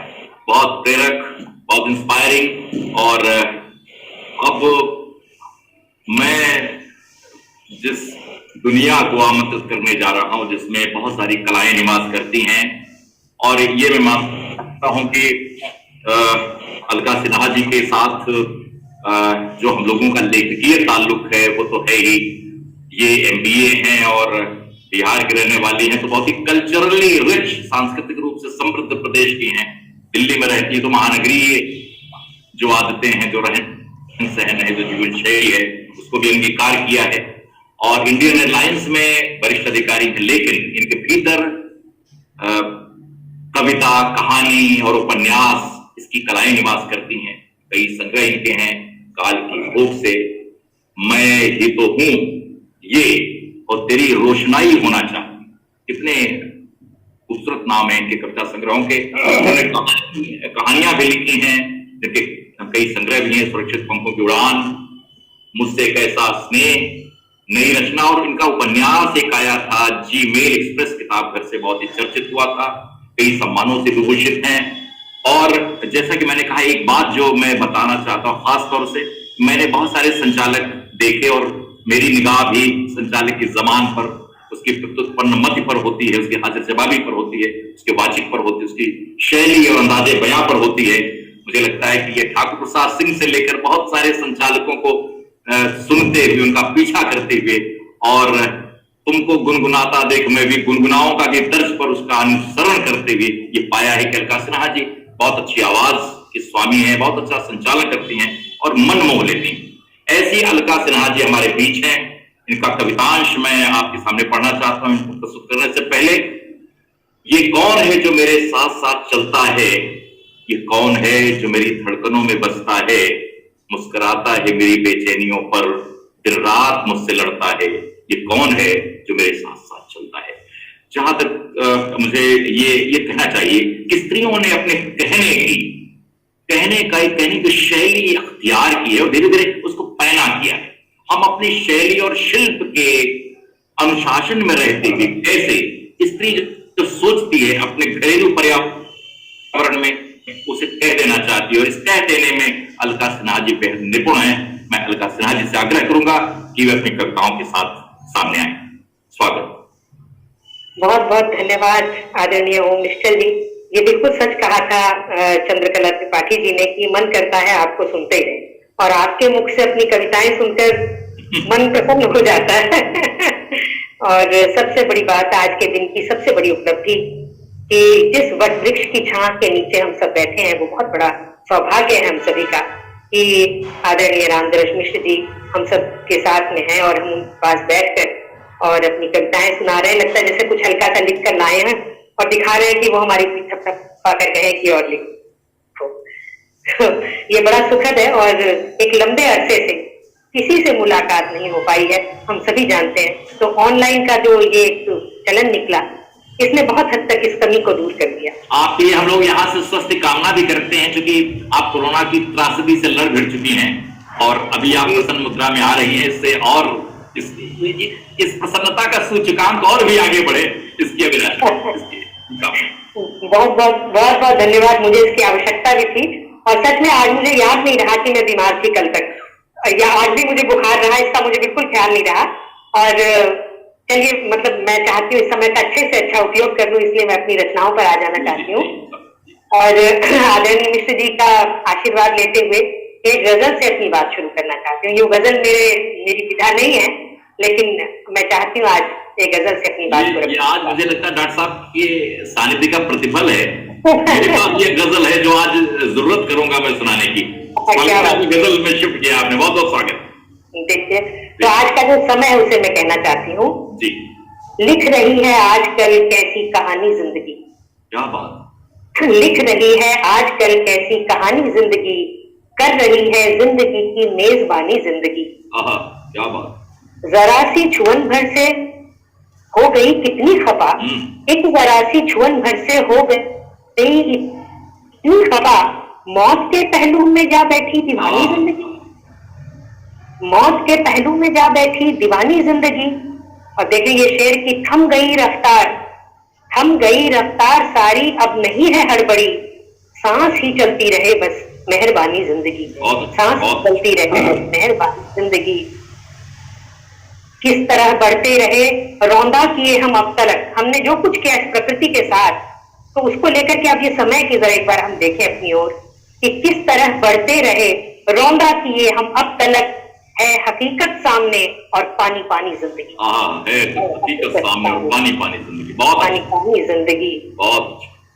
और आपको जो सबसे बड़ी सलाह आज के दिन पर है, उस सलाह को दोहराना चाहती हूँ। चाहता है जिंदगी तो घर से बाहर मत निकल, चाहता है जिंदगी तो घर से बाहर मत निकल, मांगती है इश्क की कितनी निशानी जिंदगी, मांगती है इश्क की कितनी निशानी जिंदगी। और इसका एक शेर ये देखें कि जो हमें समझा रही है जिंदगी के मायने, जो हमें समझा रही है जिंदगी के मायने, हो गई कैसे भला इतनी सयानी जिंदगी, हो गई कैसे भला इतनी सयानी जिंदगी, लिख रही है आजकल कैसी कहानी जिंदगी, कर रही है जिंदगी की। बहुत बहुत धन्यवाद। अच्छा, बहुत सी गजल से शुरुआत की आपने, बहुत अच्छा लगा जी। बहुत बहुत धन्यवाद। और मैंने आज चित्रा जी को पहली बार रूबरू सुना और बहुत ही अच्छा लगा मुझे उनसे मिलना, खास करके उनकी सन्यासी हो जाने वाली जो कविता है वो तो मेरे संदर्भ से जुड़ती है, जिसको मैं अलग से जरूर बात करूंगी। मुझे बहुत अच्छा लगा उनको आज सुनना। एक कविता मैं आप लोगों के बीच में रखना चाहती हूँ, वो भी क्योंकि कोरोना का विषय था तो मैंने उसको ध्यान में रखते हुए रखा, और एक नया पाठ पढ़ाया इस वक्त में। हमारे बीच में आदरणीय प्रेम जन्मे जी बैठे हैं और व्यंग में अपनी बात को कैसे सटीक ढंग से कहते हैं, तो एक तरह का ये व्यंग ही मैं समझती हूँ कि लोगों को बड़ा गुमान रहा अपने ऊपर, तो उस गुमान को लेकर के मैं रखना चाहती हूँ इस कविता को। लॉकडाउन के दिनों में बहुत गुरूर था जिन्हें अपने होने का, बहुत गुरूर था जिन्हें अपने होने का, बीमारी में भी नहीं लेते थे छुट्टी कि कुदरत थम जाएगी उनके बिना। सफेद तौलिए से सजी कुर्सियों पर बैठकर जो बन जाते थे खुदा, आज वे सब हाथ बांधे घर में बैठे हैं, असेंशियल सेवाओं में नहीं है उनके काम की गिनती। असेंशियल सेवाओं में नहीं है कहीं उनके काम की गिनती, अलबत्ता उसका नाम है जिसके नमस्कार का प्रत्युत्तर भी कभी नहीं दिया उन्होंने। क्या बात उसका अलबत्ता उसका नाम है जिसके नमस्कार का भी प्रत्युत्तर कभी नहीं दिया उन्होंने, और उनके भी नाम है जिनके नाम से भी वाकिफ तक नहीं। क्या बात। उनके भी नाम है जिनके नाम तक से वाकिफ नहीं वे, नजर उठाकर देखा तक नहीं जिन चेहरों को, करते रहे जिनके योगदान को नजरअंदाज। लॉकडाउन के दिनों में वे अचानक हाशिए से केंद्र में आ गए। लॉकडाउन के दिनों में वे अचानक हाशिए से केंद्र में आ गए हैं कि उनकी सेवा और समर्पण से चल रही है दुनिया। मुख पर मास्क लगाए हाथ में झाड़ू लिए, मुख पर मास्क लगाए हाथ में झाड़ू लिए, वे सड़कों पर पड़ी गंदगी के साथ साथ आकाओं के मन पर जमी अंधकार की धूल भी बुहार रहे हैं। बाहर की दुनिया के साथ ही भीतर की दुनिया भी साफ हो रही है, स्वच्छ और निर्मल हो रही है। बहुत बहुत वाह वाह वाह, बहुत बहुत धन्यवाद। तो ये कोरोना ने कुछ चीजें दी तो हम लोगों को एक और नजर से देखने की नजर भी दी। एक गीत भी मैं आज पढ़ना चाहती हूँ। अरे बहुत बहुत अच्छा है। तो आज अपने विधाओं का अतिक्रमण कर रही हैं और कई लोगों का आक्रांत भी कर रही हैं। अरे आपको सुनकर मन बन गया, आपके इतने सुंदर गीत सुने पिछले दिनों में। सुनाए। तो देखिए ऐसा है कि कोरोना का जो पोस्ट कोविड इफेक्ट है वो ये भी है कि नींद चली जाती है, रात में नींद नहीं आती ठीक से। तो उसी को लेकर के मैंने बिंदु बना करके, और माता जी बैठी है हमारे बीच में, कितने बड़े सौभाग्य की बात है। तो जरूर ऐसा अक्सर महिलाओं के साथ होता है, इसलिए मैं उन्हें खास करके नजर करना चाहती हूँ। नींद छुपा रखी थी मैंने ठीक सिरहाने, नींद छुपा रखी थी मैंने ठीक सिरहाने, रात हुई तो लगी सुनाने कई बहाने। क्या बात। नींद छुपा रखी थी मैंने ठीक सिरहाने, रात हुई तो लगी सुनाने कई बहाने, एक पहर तो हमने मिलकर खूब गुजारा, एक पहर तो हमने मिलकर खूब गुजारा, दोहराई बीती बातें और किस्सा सारा, मगर दूसरा पहर पड़ गया थोड़ा भारी, अगले दिन दफ्तर जाने की थी लाचारी, समझ न आया कैसे लाऊं इसे ठिकाने, नींद छुपा रखी थी मैंने ठीक सिरहाने। क्या बात। बंद पलक को रही घेरती स्वप्निल सुधियां, बंद पलक को रही घेरती स्वप्निल सुधियां, फिल्म रील सी चलती रही हजारों छवियां, गहन अंधेरा और रात भी निपट अकेली, गहन अंधेरा और रात भी निपट अकेली, गलबनियां डाले बैठी जो कोई सहेली, मौर रही है कितने हक से मुझको ताने, नींद छुपा रखी थी मैंने ठीक सिरहाने। क्या बात, क्या बात। तो आप ये देखें कि अब वो क्या ताने मार रही है, मैं एक बार उसका भी खुलासा कर दूं। कि वो कहती है मुझसे, दिन भर करती रही चाकरी इसकी उसकी, अब रातों में भर्ती हो काहे को सिसकी। दिन भर करती रही चाकरी इसकी उसकी, अब रातों में भर्ती हो काहे को सिसकी, यही रात है पास जरा मन से बतिया लो, अपनी भी आवाज सुनो उसको दोहरा लो, अपनी भी आवाज सुनो उसको दोहरा लो, और भला कब तक गाओगी गीत पुराने, नींद छुपा रखी थी मैंने ठीक सिरहाने, नींद ठीक सिरहाने। तो ये एक कविता में जो अपने मूल विधा पे आती हूँ, और दो कविताएं मैं आप लोगों के बीच रखना चाहूंगी। जो स्त्री का जीवन है, देखिए किस तरह से वो दो तरह तीन तरह की दायित्वों पर खड़ी होती है, मोर्चों पर, उसे मैं रखना चाहती हूँ। राग बैराग। आंखों की नमी से गूंदती है जिंदगी का आटा, आंखों की नमी से गूंदती है जिंदगी का आटा, थपकियां दे देकर चकले की धार पर गोल गोल घूमती है, रिश्तों की आंच पर रोटी के साथ साथ सिकती है खुद भी, उनके लिए बड़के और छुटकी के लिए। सीमित समय और साधन के बावजूद तराशती है सब्जियों के फांक, सीमित समय और साधन के बावजूद तराशती है सब्जियों के फांक, मछली सी छलमलाती हैं उंगलियां पानी में धुलती सब्जियों के साथ, खट्टे मीठे अनुभवों में लथपथाई छन्न भर कहती है कढ़ाई, खट्टे मीठे अनुभवों में लथपथाई छन्न भर कहती है कढ़ाई, फिर बेआवाज पकती है सुलगती है, बिखर आई लटे सवार खुद को साधती है, बालों को समेट कर सहस्त्रार पर बांधती है, बालों को समेट कर सहस्त्रार पर बांधती है, तब कोई चांदी सा सफेद बाल चमक उठता है ललाट पर, तब कोई चांदी सा सफेद बाल चमक उठता है ललाट पर, चू पड़ती है पसीने की नमकीन धार जटाओं के पार, और वह कोहनी से पहुंच डालती है बढ़ती उम्र का खारापन, राग बैराग के साथ निपटाती है पहली शिफ्ट और दौड़ पड़ती है दफ्तर की तरफ दूसरी शिफ्ट निभाने के लिए। क्या बात। तो एक रचना मैं अपनी और सुनाते हुए, अभी जो आजकल की स्थिति है देखिए, उसको लेकर के विचार पर एक कविता है, मैं उसे आप लोगों के बीच में रखती हूँ। चंद्रकला त्रिपाठी जी से भी आज मिलना हो रहा है बहुत लंबे समय के बाद, बड़ा अच्छा लग रहा है। वेद मित्र शुक्ल जी हैं, मैं इस पर विशेष तौर पर धन्यवाद करना चाहती हूँ। ये जो वेब जर्नलिज्म है खालसा कॉलेज का, जिसने ये मौका दिया हम लोगों को इकट्ठा होने का, सक्रिय है और हर दिन गोष्ठी कर रहा है, ये बहुत ही बढ़िया चल रहा है।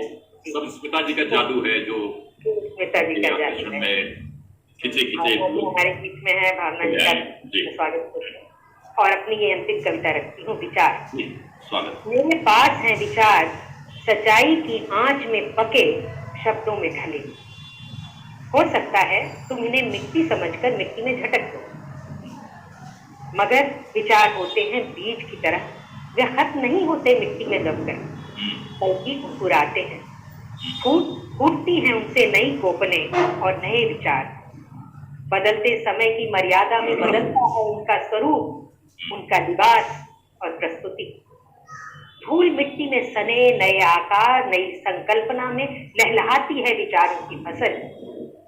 कोई जरूरी नहीं कि ये विचार सुकून भरी नींद और ताजगी भरी सुबह का पैगाम लेकर आए। जरूरी नहीं कि ये विचार, कोई जरूरी नहीं कि ये विचार सुकून भरी नींद और ताजगी भरी सुबह का पैगाम लेकर आए। जरूरी यह भी नहीं कि रात की ढेर में दबे शोलों में हरकत हो और आग लग जाए। क्या पता यातना सहते खामोश परिंदों को इनसे जुबान मिल जाए, या फिर यह सदियों से चली आ रही दरिंदगी को खामोश कर जाए। ऐसा भी हो सकता है कि दंगा भड़कने से ठीक पहले ये विचार ऐसा भी हो सकता है कि दंगा भड़कने से ठीक पहले ये विचार मन के किसी कोने में फर्स्ट एड बॉक्स की तरह खुल जाएं, करने लगे मलहम पट्टी और दंगा भड़कने से बच जाए। हो तो ऐसा भी सकता है कि फसाद को जड़ से खत्म करने के ख्याल से यलगार कर बैठे मिट्टी से सने ये विचार। आखिर जुर्म सहना भी जुर्म करने से कहाँ कम है। हाँ, जुर्म सहना भी जी। आखिर जुर्म सहना भी जुर्म करने से कहाँ कम है। तुम्हें भी तो आता होगा ऐसा ख्याल, तुम्हें भी तो आता होगा ऐसा ख्याल जब तुम जल्दी से YouTube पर कुछ देखने लग जाते होगे या फिर फेसबुक की आभासी दुनिया में सैर को निकल पड़ते होगे। सुनो, डरो नहीं इन विचारों से, डरो नहीं इन विचारों से जो तुम्हें कर देते हैं लाजवाब, जिनसे तुम्हारे भीतर कुछ दरकने लगता है। ये राजनीतिक पार्टी का बयान नहीं है, ये किसी राजनीतिक पार्टी का बयान नहीं है कि जिसे कहने का मौका दिए बिना स्क्रीन से बाहर खदेड़ दोगे। ऑफ स्क्रीन होने के बाद भी मचते रहेंगे ये तुम्हारे भीतर, मचाते रहेंगे हाहाकार। तुम इन्हें मिट्टी में दबा दो, दफन कर दो। हजारों वर्षों बाद भी लुप्त सभ्यताओं के अवशेष के साथ खुदाई में निकलेंगे ये सत्य, ये विचार अपने समय का आईना बनकर। तब तो मानोगे कि झटक देने भर से विलुप्त नहीं होते सच्चाई की आंख में पके। तब तो मानोगे कि झटक देने भर से विलुप्त नहीं होते सच्चाई की आंच में पके शब्दों में ढले विचार। बहुत बहुत धन्यवाद। मुझे बहुत अच्छा लगा इस मंच पर अपनी रचनाएं पढ़ करके। मैं सबका आभार है। बहुत अच्छा लगा अलका जी, आपने जीवन के इतने रंगों को कोरोना की त्रासदी से गुजरते हुए और उसको अपनी अनुभूतियों में पिरोते हुए स्त्री की संवेदना को पूरी तौर पर मुखर रूप से आपने उद्घाटित किया है। बहुत अच्छा लग रहा है और बहुत अच्छा लग रहा है कि यहाँ पर हमारे सुनने वालों में डॉक्टर अशोक विद जी हैं, डॉक्टर भावना शेखर जी पटना से हैं, डॉक्टर भारती सिंह जी लखनऊ से हैं और बहुत सारे लोग यहाँ पर मैं देख रहा हूँ। डॉक्टर श्री सुभानु पांडे जी हैं और हमारे राजनीतिक प्रकोष्ठ से श्री रामलाल जी यहाँ उपस्थित हैं। बहुत सारे छात्र और जो शिष्य हैं स्मिता मिश्री के खालसा कॉलेज के प्रोफेसर यहाँ पर रमे जमे हुए हैं। इससे पहले कि मैं आज के मुख्य अतिथि और जो हमारा विशेष उपहार है हम लोगों का कि रामदस जी के सानिध्य में उनको सुने और सुनाएं, वे हमारे बीच हैं। कुछ एंटी प्रोटोकॉल न हो जाए इसलिए मैं पहले ही अपनी यत्किंचित रचनाएं उनके सानिध्य में रखना चाहूंगा। एक गजल का कुछ शेर। कितनों के मुंह से निवाले और दौलत छीनकर, कितनों के मुंह से निवाले और दौलत छीनकर पढ़ रहा है राजपथ पर वो वसीयत छीनकर। कितनों के मुंह से निवाले और दौलत छीनकर पढ़ रहा है राजपथ पर वो वसीयत छीनकर। हो गई कुछ साल में उसकी कमाई 100 गुनी, हो गई कुछ साल में उसकी कमाई 100 गुनी, बन गया वो अरबपति कितनों की राहत छीनकर, बन गया वो अरबपति कितनों की राहत छीनकर। और जल गई जलते हुए मौसम में फिर सारी, जल गई जलते हुए मौसम में फिर सारी फसल, ले गई फिर से नियति लोगों की मेहनत छीनकर, ले गई फिर से नियति लोगों की मेहनत छीनकर। उसके चेहरे पर नहीं है शर्म की कोई शिकन, उसके चेहरे पर नहीं है शर्म की कोई शिकन। चल रहे सड़कों पे जो गैरों की शोहरत छीनकर, चल रहे सड़कों पे जो गैरों की शोहरत छीनकर। वो हमारे बीच उठता बैठता था एक, वो हमारे बीच उठता बैठता था एक दिन। अब अदावत पर है आमादा मोहब्बत छीन कर। और आखिरी शेर है कि मुफलिसी ऐसी न दे तू किसी शायर को खुदा, मुफलिसी ऐसी न दे तू किसी शायर को खुदा, लिख रहा है वो गजल कूरे से कागज बीन, लिख रहा है वो गजल कूरे से कागज बीन कर, कितनों के मुझसे निवाले और दौलत छीन कर, पढ़ रहा है राज पर वो वसीयत छीन कर। और एक गीत गुनगुनाना चाहता हूं, बस थोड़ा सा और वक्त चाहिए और आदरणीय मिश्री को और हम पढ़ेंगे। ये जो शाम की बेला है, जो गोष्ठियों की बेला है और जो समाप्त हो गई और ऑनलाइन गोष्ठियों की बेला है, तो कम से कम उन गोष्ठियों की, उन शामों की याद है, उसको गीत के संपुट में पिरोया है। सुने। पूजन आराधन की अर्चन नीराजन की, पूजन आराधन की अर्चन नीराजन की, स्वस्ति पूर्ण जीवन के सुखमय आवाहन की, पूजन आराधन की अर्चन नीराजन की, स्वस्ति पूर्ण जीवन के सुखमय आवाहन की। यह बेला सपनों के मोहक विश्राम की, यह बेला शाम की, यह बेला शाम की, यह बेला सपनों के मोहक विश्राम की, यह बेला शाम की, यह बेला शाम की, यह बेला जीत की, यह बेला हार की, यह बेला शब्दों के नक्सिक श्रृंगार की, यह बेला जीत की, यह बेला हार की, यह बेला शब्दों के नक्सिक श्रृंगार की, दिन भर की मेहनत के बेहतर परिणाम की, यह बेला शाम की, यह बेला शाम की। देखें, यह बेला गीत की, यह बेला छंद की, मौसम के नए नए फूलों के गंध की, यह बेला गीत की, यह बेला छंद की, मौसम के नए नए फूलों के गंध की, और थके हारों के किंचित आराम की, यह बेला शाम की, यह बेला शाम की।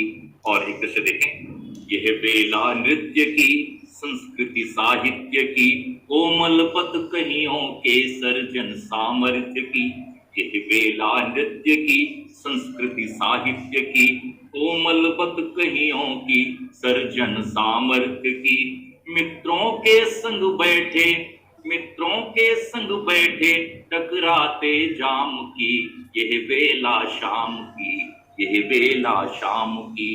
पूजन आराधन की अर्चन नीराजन की, स्वस्ति पूर्ण जीवन के सुखमय आह्वान की, यह बेला सपनों के मोहक विश्राम की, यह बेला शाम की, यह बेला शाम की, यह बेला मिलने की, संग साथ जुड़ने की, हाथों में हाथ लिए आजीवन रमने, यह बेला मिलने की, संग साथ जुड़ने की, हाथों में हाथ लिए आजीवन रमने की, चितवन के नए नए खुलते आयाम की, यह बेला शाम की, यह बेला शाम की। और आखिरी है, यह बेला प्यार की अथक इंतजार की, यह बेला प्यार की अथक इंतजार की, प्राणों से प्राणों के उत्कट अभिसार की, यह बेला प्यार की अथक इंतजार की, प्राणों से प्राणों के उत्कट अभिसार की, यह घड़ी मोहब्बत के हक के पैगाम की, यह बेला शाम की, यह बेला शाम की। आराधन की अर्चन नीराजन की, स्वस्ति पूर्ण जीवन के सुखमय आवाहन की, यह बेला सपनों के मोहक विश्राम की, यह बेला शाम की, यह बेला शाम की। तो ये गीत और ये पद मिश्री के चरणों में समर्पित हैं। और जैसा कि हम सबको ये पता है कि economics with journalism Khalsa college की अलमुनाई का जो संगठन है, काव्यास्वाद का जो ये मंच है, यह मंच इसलिए सुशोभित है, इसलिए ये समादृत है कि इस मंच पर जो हमें देख रहे हैं, अवलोक रहे हैं और जो हमें सुन रहे हैं, सराह रहे हैं और संभावना के प्रति आश्वस्त भी हैं, ऐसे रामदर्श मिश्र यहाँ पर हैं, जिन्होंने पूरी लगभग 1 सदी की जीवन यात्रा में विभिन्न विधाओं में, विभिन्न व्यक्ति शैलियों में अपने को उपस्थित किया है, प्रकट किया है और वैश्विक हिंदी के मंच पर उन्हें जाना पहचाना है। हमारा सौभाग्य है कि हम उन्हें देख पा रहे हैं, हम उन्हें सुन पा रहे हैं। इतने सारे साहित्यकारों के बीच, कवियों के बीच, देश के विभिन्न कोनों से यहाँ पर आगत, अपने घरों में लेकिन यहाँ पर हमारे सामने उपस्थित लोगों का ये जो समवाय है, ये बहुत ही आश्वस्तकारी है कि कोरोना की त्रासदी के समय में भी हमने लालित्य का एक कोना बचा रखा है, अव्यक्ति का एक कोना बचा रखा है, अपना सुख दुख हम आपस में बांट सकते हैं। ऐसे समय में रामदर्श यहाँ पर हैं, वे घर के पुरखा हैं, हमारे साहित्यिक पुरखा भी हैं, हमारे समय के साक्षी हैं, हस्ताक्षर हैं। मैं सादर उनके चरणों में अभिवादन अर्पित करता हुआ आग्रह करता हूं कि वे अपने कुछ मुक्तक, कुछ गजल के कुछ अशार, कोई गीत, कुछ भी वे सुनाएं और हम सबको अपना आशीर्वाद प्रदान करें। श्री रामदर्श मिश्र जी, जोरदार तालियों से स्वागत। बहुत स्वागत है। कविता रस बरसाती जाती, हम प्यासे पीते जाते हैं। कविता रस बरसाती जाती, हम प्यासे पीते जाते हैं। अच्छी कविताएं सुनने को मिली, कविताओं के साथ साथ कवियों के अपने साहित्यिक विचार भी सुनने को मिले। और एक अच्छी बात ये हुई कि जो मेरे आत्मीय मिल नहीं पा रहे हैं, हम लोग आपके मिल पा रहे हैं, उन्हें आज भी यहाँ देख रहा हूँ, वे मुझे देख रहे हैं, तो मैं आप सबको बधाई दे रहा हूँ कविताओं के लिए, विचार के लिए, उपस्थित के लिए और कुछ अपनी चीजें बताओ।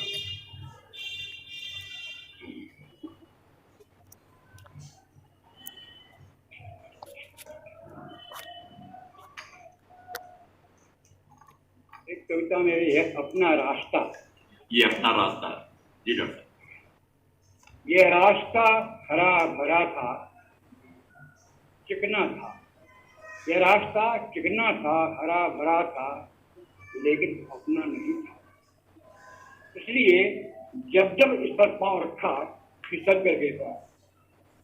इसलिए जब जब इस पर पांव रखा, फिसल कर गिर पड़ा। अपना रास्ता तो बेहद है, सुनसान है, तपाता है, हैरान करता है, लेकिन गिराता नहीं, खड़ा करता है। क्या बात,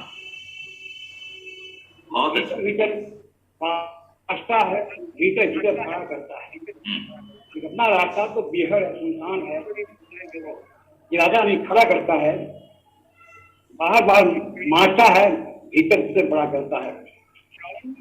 छोटी छोटी कविताएं हैं बस। जी जी। कंकड़ी, चारों ओर का जल समेट कर अगाध बने अपनी चुप्पियों में डूबे सरोवर। चारों ओर का जल समेट कर अगाध बने अपनी चुप्पियों में डूबे। तुम एकाएक थर्रा के उठे, तुम एकाएक थर्रा के उठे, मैंने तो छोटी से कंकड़ी फेंकी थी। क्या बात है, बहुत अच्छी कविता है, वाह। मैंने तो छोटी से कंकड़ी फेंकी थी। एक एक कर सब चले जा रहे हैं, एक एक कर सब चले जा रहे हैं, उसे अकेला करते हुए। एक एक कर सब चले जा रहे हैं, उसे अकेला करते हुए, छोड़ते हुए सन्नाटे पर सन्नाटा।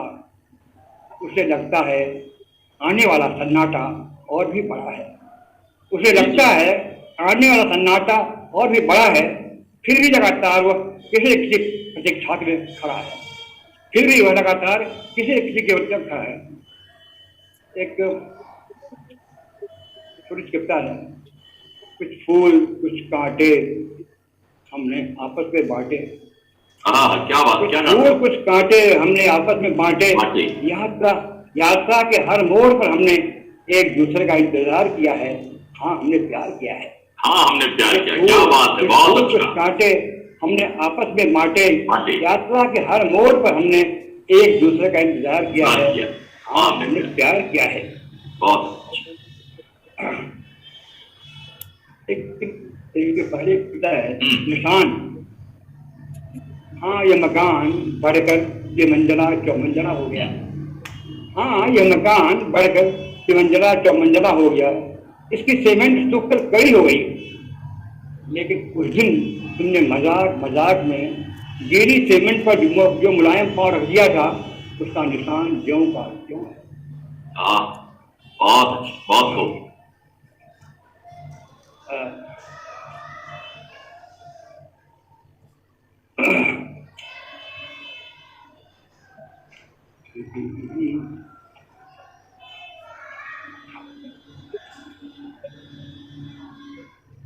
एक कविता है अकेला कबीर।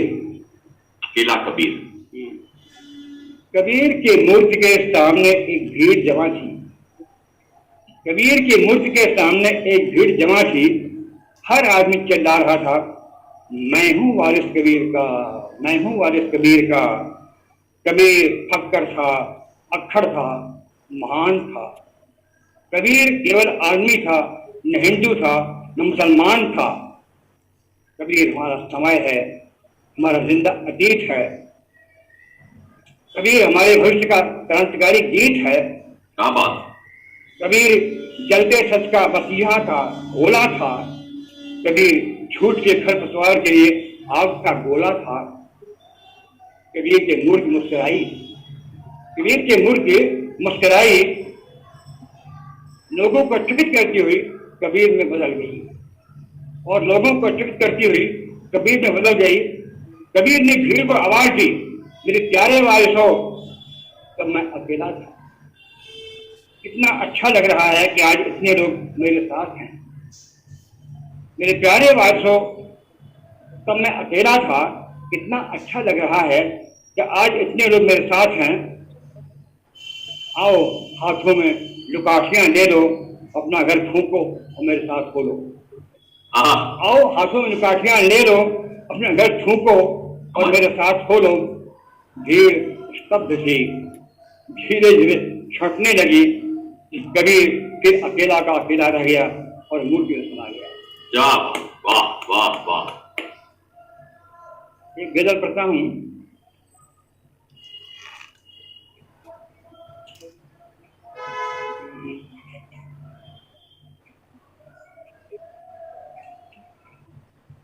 खेतों ताल तलैयों में छलकाती जाती पानी है।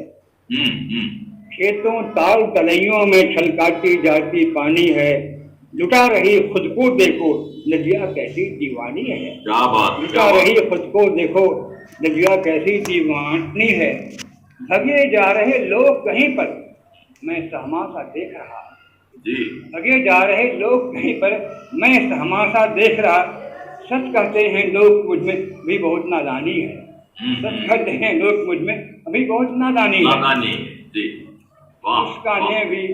मुस्काने भी नाप तौल कर जिस बाजार में दिखती हैं। मुस्काने भी नाप तौल कर जिस बाजार में दिखती हैं। लुटा रहा कहकहे फकीरा, वही अजब हैरानी है। लुटा रहा कहकहे फकीरा, वही अजब हैरानी है। पिला पिला कर सांस हवाएं भटक रही बंजारन से। पिला पिला कर सांस हवाएं भटक रही बंजारन से। ताप बिछाकर तपती रहती बनी हुई महारानी है। ताप बिछाकर तपती रहती बनी हुई महारानी है। जंगल से हम शहर को निकले, शहर में जंगल उगाए। जंगल से हम शहर को निकले, शहर में जंगल उगाए। वो जंगल जंगल था यारो, ये जंगल तो ज्ञानी है। वो जंगल जंगल था यारो, ये जंगल तो ज्ञानी है। खामोशी की भाषा में तो मन की कितनी हलचल थी। खामोशी की भाषा में तो मन की कितनी हलचल थी। भाषा की हलचल में कितनी खामोशी वीरानी है। भाषा की कि हलचल में कितनी खामोशी वीरानी है। आदत है कि मोहब्बत में फिर आप सियासत कर बैठे, आदत है कि मोहब्बत में फिर आप सियासत कर बैठे, आदत है कि सियासत में फिर मैंने मोहब्बत जानी है। खेतों दाल दरियों में छलकती जाती क्या बात है सर, क्या बात है। को देखो या कैसे दीवानी है, मुक्त मन है।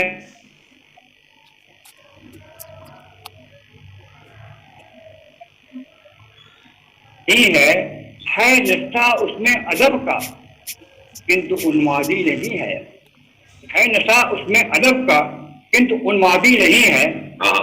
विचारक है, विचारक है, पर बधा है नहीं खूंटे से किसी भी,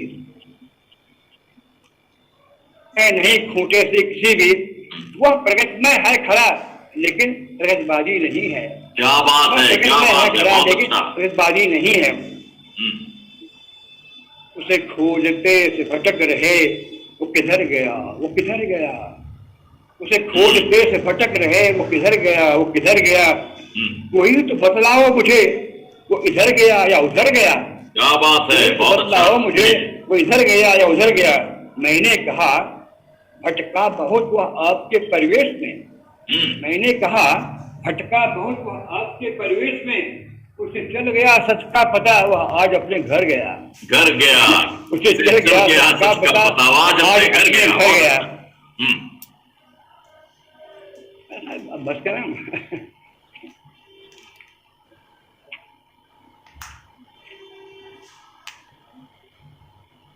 छोटे छोटा काफिला, काफिला जी पुकारो एक बार फिर पुकारो, पुकारो एक बार फिर पुकारो।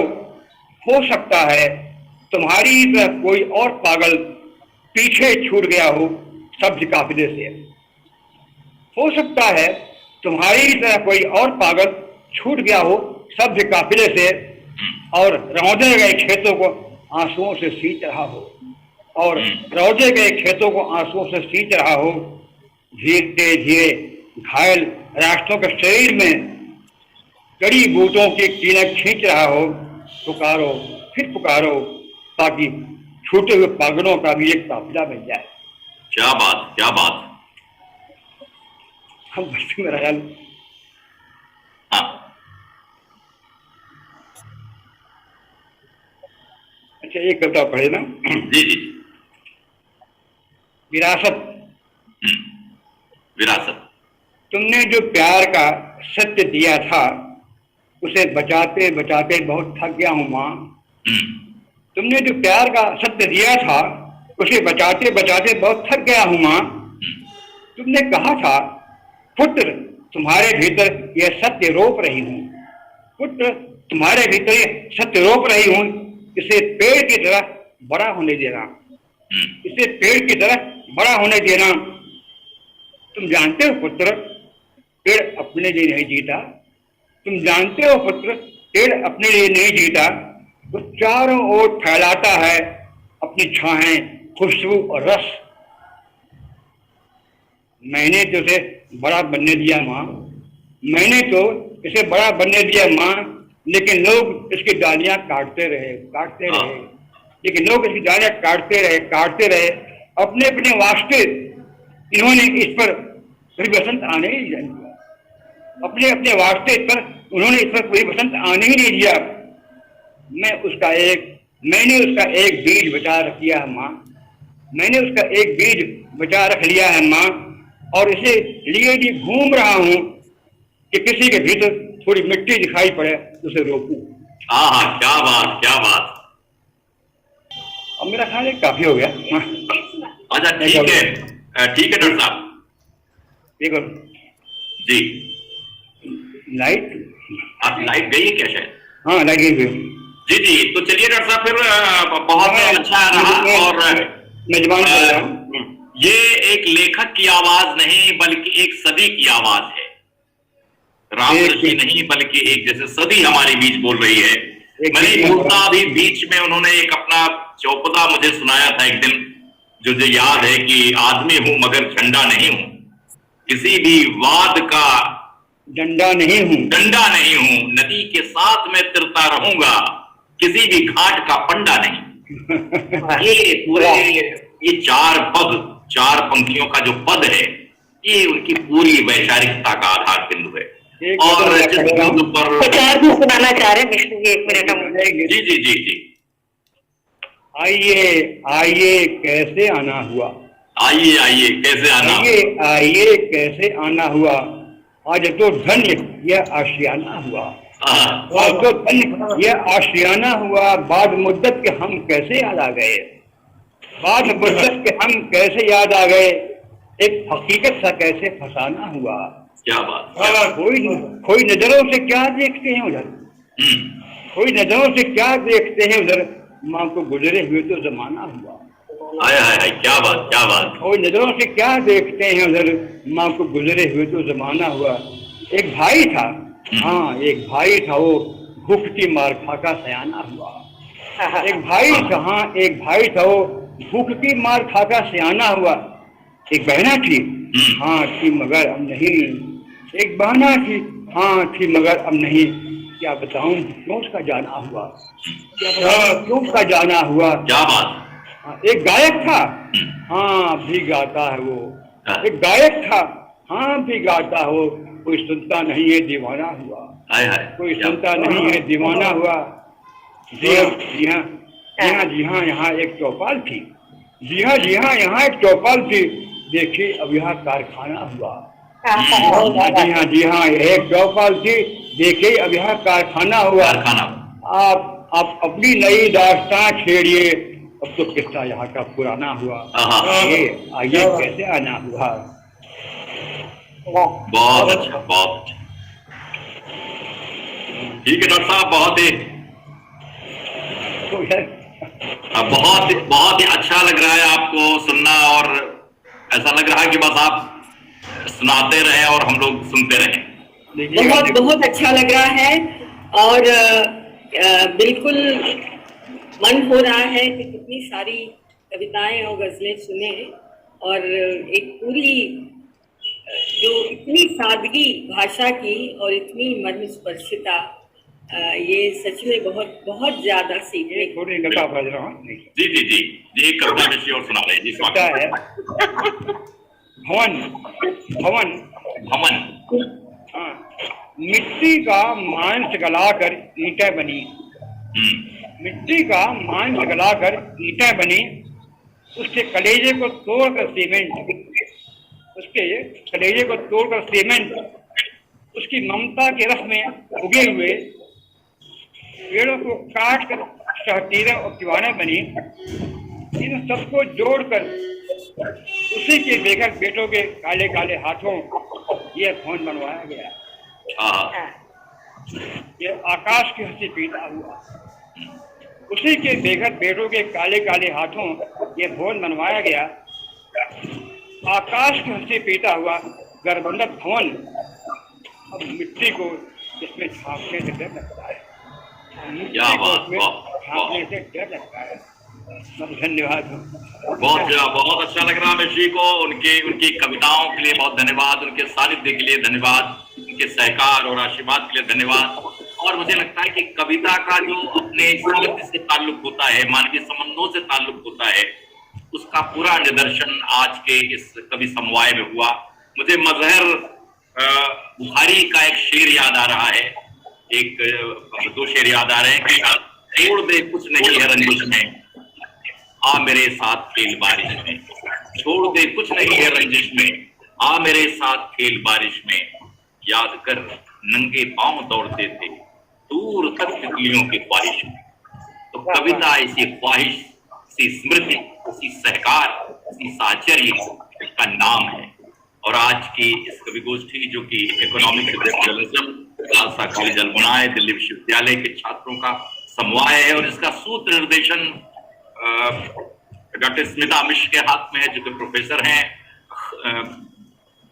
खालसा कॉलेज दिल्ली विश्वविद्यालय में। उनके सानिध्य में, उनके मार्गदर्शन में ये गोष्ठी संपन्न हो रही है। बहुत बहुत उनका आभार, और उनसे आग्रह है कि वे इस कार्यक्रम का समाहार करें। स्मिता मिश्र।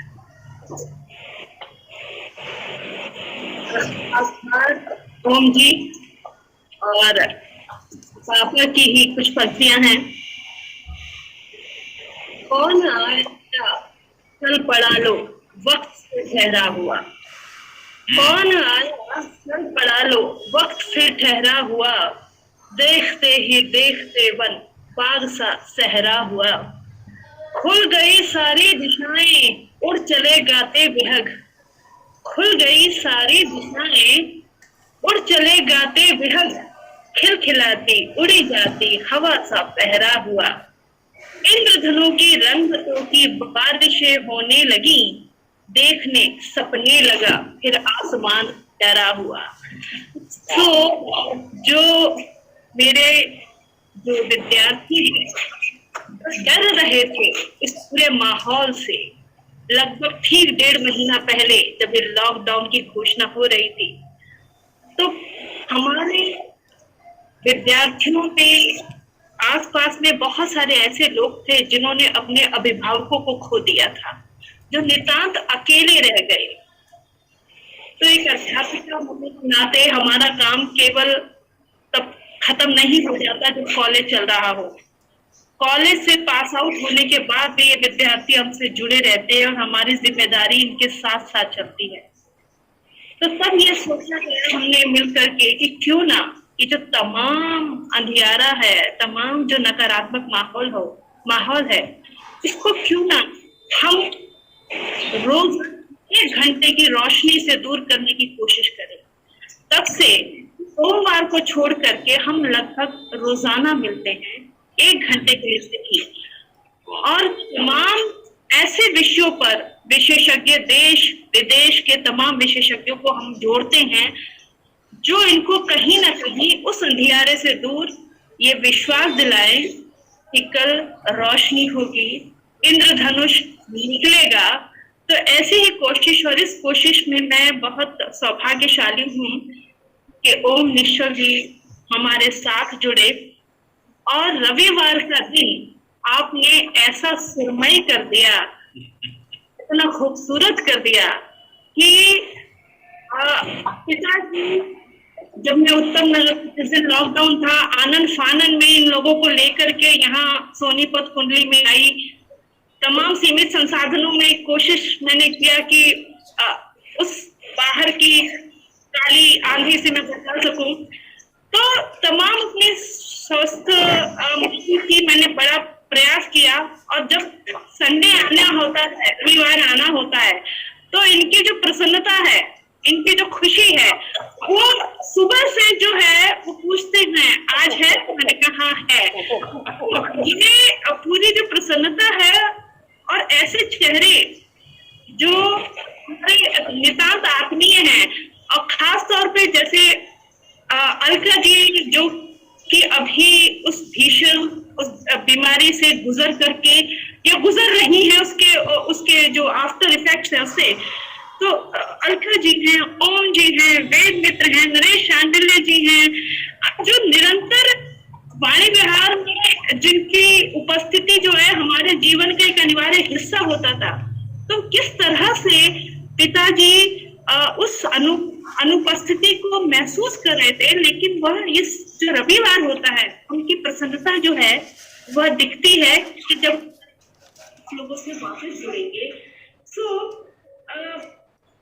इस पूरे प्रयास में आप लोग हमारे साथ हैं, नरेश शांडिल्य जी, चंद्रकला त्रिपाठी जी, वशिष्ठ नारायण सर भी मैं साथ में देख रही हूँ। हाँ, अलका जी हैं, तो मनु जी को भी मैं आभासी रूप से उनकी उपस्थिति देख पा रही हूँ, सामने नहीं देख पा रही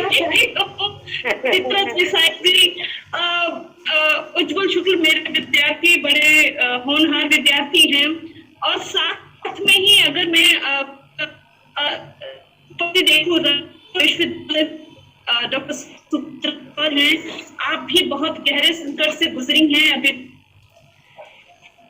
आपने माता जी को खोया है अपनी जन्मेजय सर, केपी सिंह, प्रकाश पांडे जी, हरिशंकर राजी जी, मंजुला चतुर्वेदी सिंह, रचना शर्मा, मुकुल अमलास, नरेश, शशांक भैया, कैप्टन विकास मिश्रा, मेरे भतीजे बनवास, और तमाम ऐसे नाम मैं देख रही हूँ जो हुए हैं आपके मुझसे, तो आप लोग आए और अपनी आभा से आपने ऐसी कि मेरे विद्यार्थियों को लगता है और लग रहा है कि अब सुबह बहुत दूर नहीं है। तो जो आशावादिता आपने जगाई है उसके लिए मैं आभार प्रकट करती हूँ और चाहूंगी ओम जी से ये वायदा फिर चाहूंगी कि रविवार आप सुरक्षित ही रखिएगा।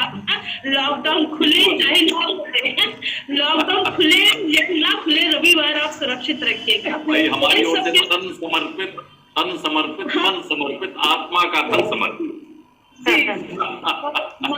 बेटी है, पिताजी को ऊपर मैंने लाइब्रेरी में बिठा रखा है क्योंकि दोनों को सुनने की समस्या, तो दोनों की ईयरफोन्स अलग अलग है। हाँ जी मैं देख रहा हूँ। डॉक्टर साहब का मंच तो बहुत ही पूरा वैश्विक मंच बना हुआ है, पुस्तकों के सानिध्य में इतने भव्य नजर आ रहे हैं, उनका ललाट इतना उज्जवल दिख रहा है कि मैं क्या बताऊं। जी, तो हमारी ओर से, हमारे कॉलेज की ओर से आप सभी का आभार। और वैसे तो कार्यक्रम रोज चलता है, लेकिन कविता का कार्यक्रम के लिए हम अगले रविवार को आपसे मुलाकात करेंगे। आभार जी, बहुत धन्यवाद सभी लोगों को, धन्यवाद, आदाब, शुभ रात्रि। जी, शुभ रात्रि।